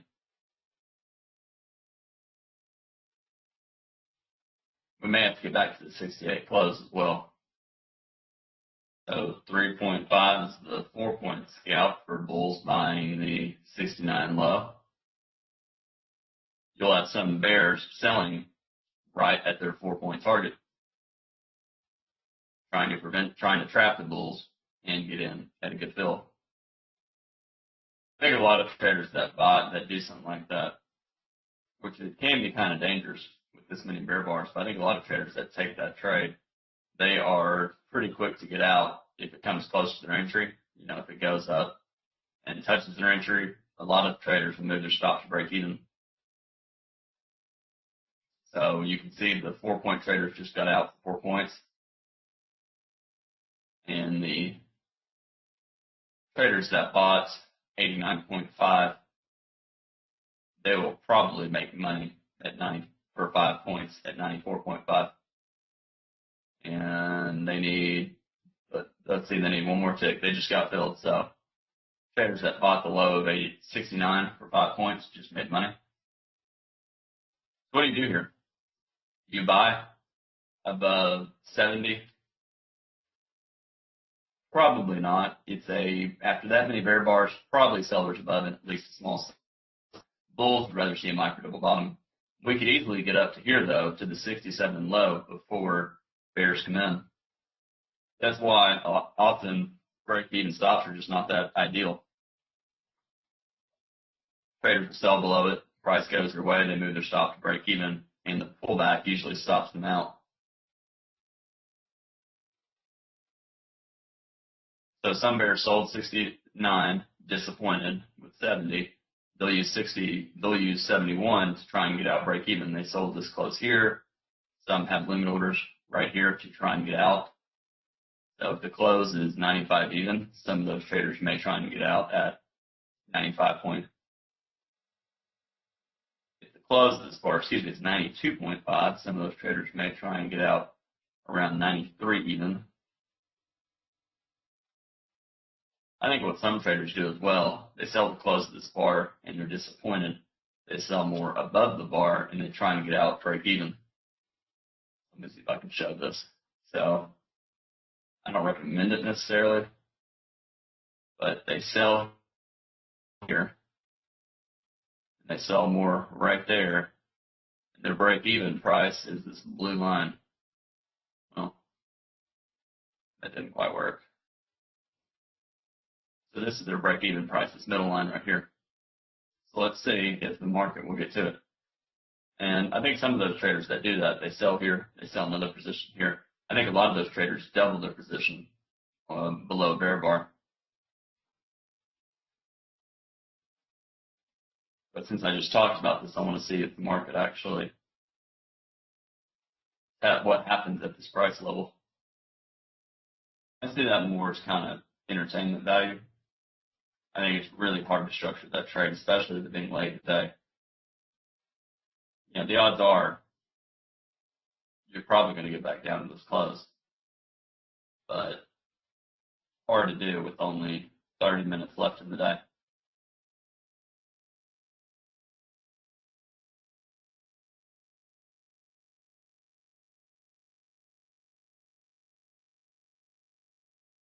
This was my problem with selling the close of 68 and 69 too much risk. So you can see this is kind of what I was talking about. I'm not sure. I'd have to look on a smaller time frame. I think the traders that sold here scaled in. I don't remember if this went. Well, let's see. This would be easy to tell. So let's see here. Yeah, I don't think they would have made their profit. But anyways, this is why I was saying most traders would be better off if they can sell this close, sell more up here, and double their position below this bar and get out break even. Sorry about the delay. Let me just get the Discord pulled up. I can answer any leftover questions along the way. Thank y'all for being patient with me. There we go.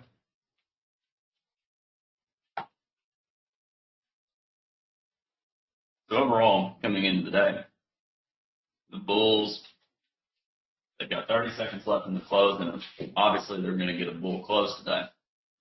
And sorry about that. It's been a very impressive day for the past 2 trading days for the bulls. And overall, I think we're at 4,000. We're probably going up here. Strong enough breakout second leg. You have to think about measure new targets. Something like that. I don't think we'll get there, but that takes you all the way back up to here.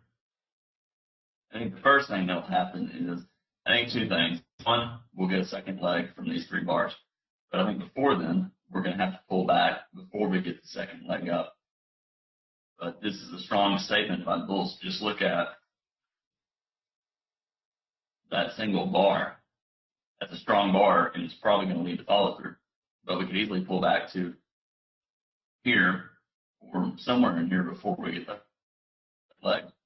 It'd be great for the bulls if we continue up, but my problem is, I mean, this is almost 250 points in 2 days.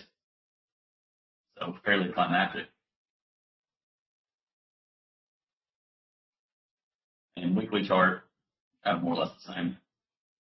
2 legs up, strong breakout. It's possible if we pull back in the beginning of next week and then rally, maybe we get a strong breakout if the bulls are lucky and we test up to the September 16th high. But that would be, I don't know, that's another 130 points. I think we'll have to pull back first. But on a weekly chart, we could pull back to here and then get up to there. The big question for the bulls next week is, will they get followed through by the end of next week? 5-minute chart.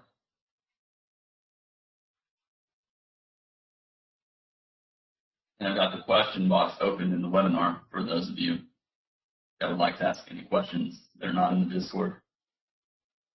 On the 5-minute chart, my one thought, if you go back and read the blog post, was I thought the market would form. I thought the market was going to have a trading range today and go sideways for the majority of the day, if not the entire day. I was a little surprised by this, but when you take away this, it's really a trading range. It's a trading range, rally, trading range. So it's a trending trading range day, which is the most common, of trend days. It's a fairly common. And the reason I thought we would go sideways on the open was from here to here is about 200 points, and that is just too much buying pressure for the bulls. So I want to start with always in, because that's what I really think people should focus on. So for always in trading, in case I forget, and I'll talk more about it. Aggressive traders, maybe they sell below 1 or 2, they get out above 3. And not easy, maybe they sell again here, but pretty difficult. And do they here? They can, but if they do, they probably get out below here. Bears sell, reason to get out, and bears exit somewhere over here. Would they exit above this bar? I don't know. I thought this was a triangle, and this breakout follow through was going to lead to the second leg down. Bulls start buying above here or here. Aggressive bears may sell, bulls get out, bulls start buying again, and maybe they get out below 67 if they didn't get out below 64. And bears get out above this bar. Aggressive bears sell below 67. They get out above 70. Aggressive bull, I would not after 3 consecutive bear bars. So bar 1, let me do it like this. Here we go. So bar 1, big bear bar, closing in the middle of the past 5 or 6 bars from yesterday. It's an okay swing short, betting on the low of the day, low probability, odds favor trading range, and more sideways than straight down. Bar 2, follow through, consecutive bear bars, probably sellers above bar 2 or bar 1. But you're selling right at the moving average in a tight bull channel. Not ideal. Bar 3, tail on top, probably a second leg down after 1 and 2. For the bulls, it's the first touch of the moving average, and it's over here or here. Some traders will buy. 50% of the time on the open, there is the first move or the first breakout. There's a 50% chance you get a major reversal, which means a reversal all the way up to here. So trading breakouts on the open is a lot more dangerous, and you have to be quicker to make a decision. Bar 4, probably going, at this point, is bar 4 by the close? It might be, but you have 2 bear bars down, 2 bull bars up, probably sellers above 2 and 1. So even though it's a big bar and it's going to disappoint the bulls, you could still get a pretty deep pullback. You still may get a second leg down from this. If this is strong enough, you'll probably get a second leg up. So you have big down, big up. That creates big confusion, and that usually leads to sideways. Bar 5, double top, second entry short with 1 small body, but there will be traders. Excuse me 1 second. Yeah, in the NG, I'll start working on that. Thank you for the reminder. So aggressive always in traders would sell below here. They get out here. Always in. If they buy here, they've got the same problem as selling down here. And the issue is, just because you're trading always in does not mean that you can ignore the context of buying too high, buying too low in a trading range. So strong enough breakout, big down, big up, probably going sideways. Therefore, if I had to pick a short, always in traders sell below 5. Bulls probably exit below 5. If you're buying the 4 close, betting on a breakout, you don't want to see this. You want immediate follow through. So it's real similar to here. You're buying yesterday's close on the open today. You want immediate follow through, which is what the traders got on the euro dollar. 6. Well, I'll try to always in, but it's hard to go back and forth. But I'll be sure and cover it pretty good and mention the key portions. 6, disappointment after bar 4. Trader fought before it closed, disappointed on 5. They use 6 to get out, break even. Some traders, let me see something, 71.5, 75. Yeah, so there you go. So the trader that, anyways, doesn't really matter. Traders are getting out, break even. Bar 7, report bar, came all the way down to the 2 close. Some traders sold the close of 2, sold more below 5 or the high of the day, getting out, break even. Other traders bought the close of 4, scale in lower, getting out, break even. So big move down, big move up, big move down.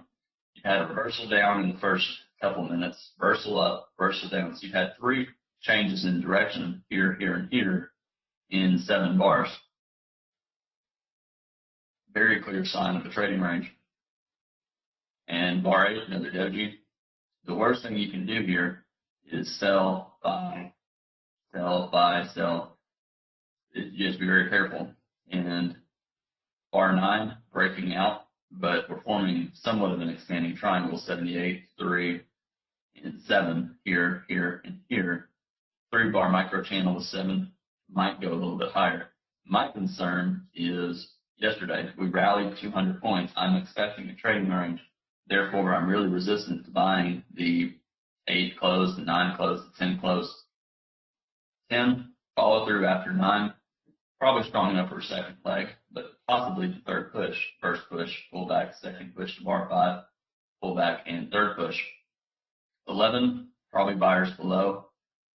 Micro channel since 7, so 5 bar micro channel, but may not go much higher. 12 and 13, 3 bar micro channel. May test the open today soon. Probably below 11, but you can see what they did on 12.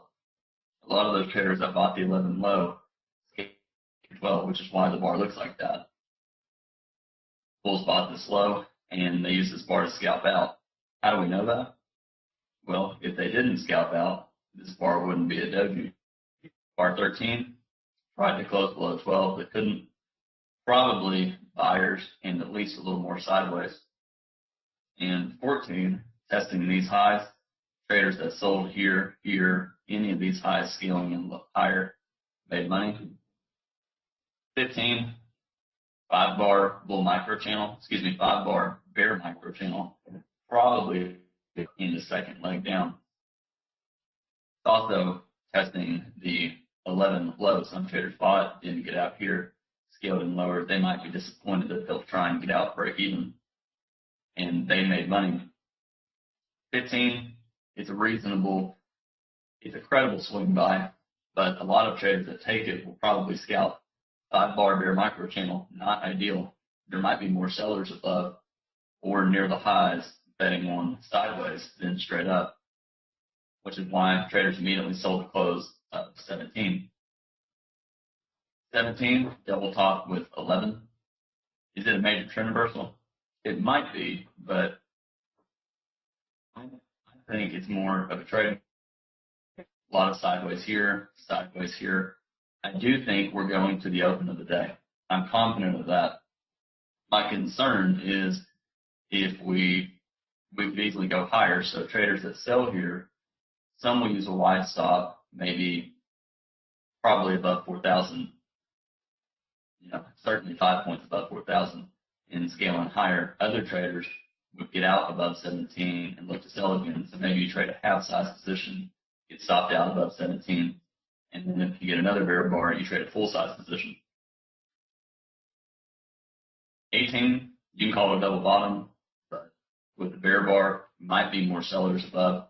The bears have had several attempts to reverse the market, which means the bulls have had several attempts to make the market go their way. There might be more sellers above. Let me restate that. There might be more sellers defending the high of 17, and the market may form a lower high, and we get a second leg down. So if I was short below 17, I'm certainly not getting out before the 17 high. So I would either get out at this high or higher, which is why that happened. Other traders would sell above 18, betting on a second leg down. Bar 20, is it sell to close? It might be, but you're at the open of the day, which was the target for traders. Breaking below these lows, possible measured move down, maybe something like that, or this, which takes you down to 2 close, but I do not want to be selling a big bar in the middle of the range. If anything, I would rather look to buy down here. Strong enough breakout may get a second leg down. So instead of buying this close, I'd rather wait for a second leg. Consecutive bear bars, 20 and 21, breaking out below a triangle, which is right here. Triangle, breakout, probably at least a small second leg, but we could test before we get the second leg down. Outside up on 22, but if it's an expanding triangle, might be more sellers up here than buyers. 23 and 24, we have a second leg. The problem bears have is it's third push down, 18, 22, 24. Might be more buyers in this area than sellers. In a trading range, it's opposites. So instead of, it makes sense to see consecutive bear bars closing on their lows and look to sell. But in a trading range, it makes more sense to look for the opposite. So consecutive bear bars, third push down. It makes more sense to look to buy than it does to sell. Doji, 25, bear sold to close at 20, disappointed at 25. Probably will get out pretty quick, especially with it being the third push, 18, 22, 24. Low one short, 26, but with it being third leg, there's probably more than sellers. You can see it didn't trigger. 27 closed above 26, and 26 went above 25. The bulls are getting buying pressure. 28 closed, that closed above the prior bar or the high. Let's see here. Yeah, so 28 closed above the high at 27. Another sign, probably buyers somewhere below, maybe below 20. I can't really read the bars, maybe below 28 or 27. 29, low one short, you can call it double top with 23. But with this micro channel and this buying pressure low in the trading range, I suspect there's more buyers down here than sellers. And 31, 32, double bottom, but forcing traders to buy in the middle of the triangle, here, here, here, here, here, and here. Traders can take it for a swing, and if they do, they're hoping for a quick upside breakout. There's an obvious gap here. So this low, some traders bought the 14 lower than 15 during 20, tried to get out break even here, failed, and the market sold off. Since this is a trading range, they probably will be able to avoid a loss. And there you go. 33, strong bull bar, but a wedge. 1, 2, 3, 22, 29, or 33. Forcing traders to buy in the middle of the range back at the open of the day. There might be more sellers up here than buyers. 34, follow through, but a very small bar, so probably sideways to down. I suspect we'll close this gap. And 35, high one buy. Let me do this. It's kind of hard to see these bars. Do it like that. There we go. So you can see the bulls are trying to keep this gap open. 29 high, 35 low. 36, high one buy, above 35. But consecutive bear bars, second entry short below 36. Doji, probably buyers below, but 2 legs up in the trading range. You could easily, the next bar could easily be a bear bar closing on its low. And 37, outside down bar. You can take it for a sell or short below, but it's forcing you to sell just above the moving average, which is not ideal. And it's an outside bar. If you think about it, an outside bar is a failed breakout above the high of the prior bar, which is bar 36. and the failed breakout below the prior bar, which is bar 36. It's a trading range. That makes it more likely that we're going to go sideways here. And more or less the same thing with 38, defending this gap. 39, 2 legs down, 1, 2, 3. It's actually a wedge, 3 pushes down. Swing by above 38, stop below 38. Stop to a breakout test of 32. Traders bought above 32. Their entry price was 78.50. The low of this bar is it's 68.50. The low of this bar is 68.25. And this is a good example of why break-even stops are really kind of dumb. If you buy above this bar and the market goes your way, and you take part off and you say, I'm going to be smart and put my break-even stop and put the rest of my position break-even, you would get stopped out right at this low tick, only for this to happen. So, in general, break-even stops are really kind of dumb. The only reason you would use a break-even stop, realistically, is if you were, at least the way I see it, is if you're taking an aggressive scalp. So maybe you are buying the low of 11 and the market starts to go your way. And let's say you don't want the market to, if it gets close to your target, you don't want it to turn down and start to sell off, so you quickly break even. That is okay. But if you're selling below this bar and the market starts to go your way and you move your stop to break even, if it's a swing trade, it's really kind of dumb because most break even stops get hit.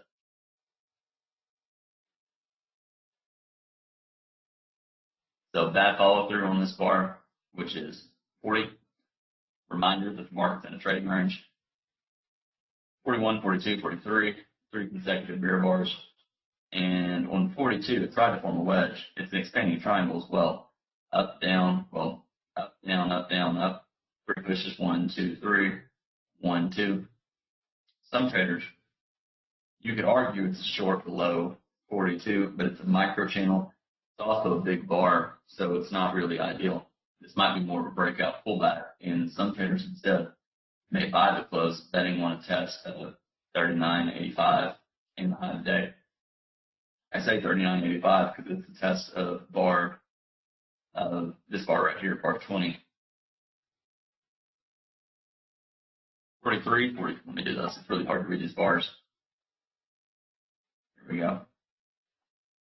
43, 44, consecutive bull bars, by the close, but 7-bar micro channel. So probably not much more higher. You have to think about the possibility that we're going to go to the 4,000. We've gone sideways enough that this may ease the buying pressure. Now that's going to bother me if it's, there we go. 5, 3 pushes up, parabolic wedge, 1, 2, 3. But parabolic wedge in the micro channel increases the odds of more sideways than straight down. Outside of some traders, again, outside bars mostly lead to sideways price action. So there might be more sellers up here than buyers. Very dangerous to sell though. If you sold above this high during this breakout, you could not get back to your original entry. And if you were quick, you got out break even on the entire trade. You sold here, scaled and higher. Maybe you got out break even on the entire trade. So selling up here, you can easily get trapped, which is kind of what happened here. So very dangerous to be selling here. So buy the close all the way up here, getting to 4,000. So why 50 is a breakout pullback. The bulls will see it as a pullback from the rally up to 49. The bears see it as selling above 11 and scaling in higher. So why did 50 happen? Well, in part, you have traders front running. Some traders selling a few points. 4,000 is such an important magnet that some traders might sell 2 points below 4,000, betting that the market sells off. The other issue is this is very extreme. It's very climactic, and it's consecutive by climax. So if you're selling up here, the reality is you're probably not going to get trapped. So a lot of traders, they see an obvious magnet, and they're betting that the market will at least pull back. Now, those traders are selling as the market's going up and taking profits. It's a quick 5-point scalp. Those traders are not selling to close at 50. Why are they not selling to close at 50? Well, in part, this is a tight enough channel that you're going to get a second leg up. Also, you're so close to the magnet 4,000, you're probably going to have to get there. And 50, strong enough breakout for a second leg. 50, traders sold to close. In theory, disappointed at 51. What are they going to do on 52? They're going to try and get out, break even. And that's what happened on 52. 53, breaking above 49. Trying to test 4,000, probably will get there. And you can see as soon as we got there, we sold off a little bit. Strong rally, another strong rally. Very impressive for the bulls. Possible measured move target. We're in that neighborhood, a few points above. And 57, 58, traders selling 4,000 for 5 or 6 points. And we tested right back to it. This. And 59, 60, again, consecutive bull bar, still rallying. There's no way I'm buying up here. Consecutive buy climax. I don't care if it goes to another 50 points higher. I'm just not going to do it. To me, it is obvious resistance. Climactic day on the prior day. I know the probabilities we're going to go sideways here.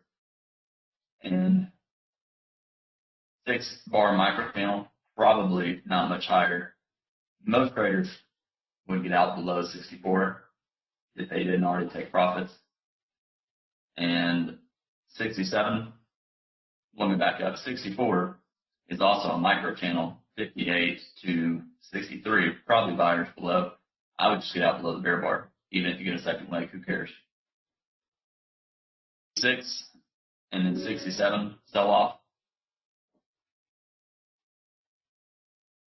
On 67, I would definitely get out below 67, and we sold off. So wedge, 1, 2, 3, second entry short. Bears, aggressive bears can sell. Certainly get out of the longs. Is 68 sell to close? It might be. But if you are selling to close, you're selling low in what's probably going to be a trading range. So maybe sell to close 68, but you have to be careful. 69, tail, if you not ideal, sell to close. And then 70, bull bar. You can sell above the bar. I would not buy it. It's a 5-bar bear micro channel. And the odds favor second leg, but the second leg could be deep. We could easily get up to here before we get that second leg. There will be some traders who bought here and they'll scale in lower. How will they scale in lower? Some will do it just in increments. Other traders buy and they wait for a bull bar here and they buy more. 72, testing 65, 66, this area. Bears may use this bar to take profits. Bulls, let me back up. Bulls, they'll use this bar to take profits. They bought, scaled in, get out. Bears will use this bar to scale in. And that's what happened here. You had so many bears that sold here, scaled in, disappointed. They're getting out, break even. You can see the market sold off, really went sideways into the close. So, and one important thing to remember is when you have, if you look at this bar, one thing I like to do is keep it simple. So before I decide if I'm willing to scale in, how I'm willing to manage the trade, I first think about this risk reward.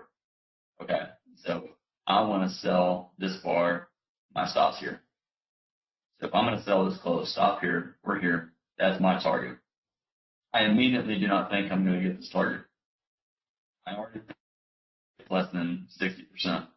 But even if I think it's 60%, at this point, I know it's not 60% because now my stop is here. So my stop's here. What's the probability I sell above the high of this bar before my target gets hit here? Let me back up. What's the probability if I sell above this bar, price will go to here before it goes to here? And it's a lot closer to 50-50. That makes this a bad trade. Therefore, it makes more sense for me to get out here. I can improve the probability by selling and scaling in higher, but That's the end of the day. We're always in. Talk about it real quick. You take either of these cells, not ideal. You get out above this bar or a point or two above the bar. Bears, they sell again, probably below this bar. Hard to do, especially after this bull bar. And bulls buy the close here, they get out below this bar or this bar. Bears sell, or they sell this close or this close, and they get out of shorts above here. Bulls start to buy here, 28 or 32. They get out below 37. Some will hold. Bears that sell below 37, they get out above 39, and the bulls go long. And there's really no reason for the bulls to exit until 64 or 67. And bulls exit below 67, and aggressive bears sell.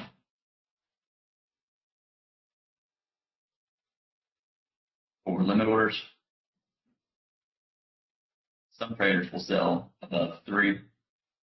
Very challenging though. It's at the moving average in a very tight channel. So you did sell below 3. You have to know how to manage the trade. It still could be selling too low in a trading range. So some traders, if they sold, they may just exit as the market goes up and they sell again. Other traders sell and they sell more below bear bar, and maybe they get out break even or back at their entry. But if they're doing that, one logical stop would be here, somewhere up here. And that's too far away for most people. And sellers above here, probably buyers below this bar, but multiple pushes up, not ideal. Probably sellers above 15. So instead of selling the 15 high, traders may sell 5 points above 15. 80, and there's 85. Some traders may sell right there, betting that they'll make 5 points before the market goes much higher. Sellers above 21, probably buyers somewhere down here, buyers below 29, sellers above 35, buyers below 45, buyers below 56 or 55, but starting the consecutive buy climax is not ideal. Probably sellers above 65, but aggressive. And that's all I do for limit orders. Buy the close, sell the close, probably buy the close on 4. But if you see this bar and you're disappointed, you should probably get out break even. Dangerous to buy this high in trading range. Sell the close bar 2. I don't know. I'd be less willing to sell the close bar 2 with it being so close to moving average. Buy the close 9 and 10, and then sell the close 20, 21. I would not sell the close 24, 3 pushes down, 18, 21, 24. And I don't know, I think you can take 28 for a swing. I don't know if buy the close, probably buy the close on maybe 33, but that's aggressive. Certainly buy the close 43, 44, all these bars here. And probably buy the close on 54 or 53, 60. You could argue buy the close, but I would not. You're at the 4,000 big round number. So I'll wait a couple seconds for questions and if there aren't any on the webinar.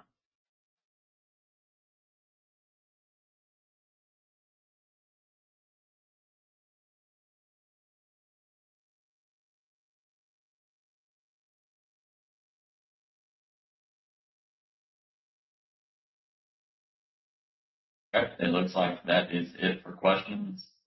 Hope everyone has a good weekend.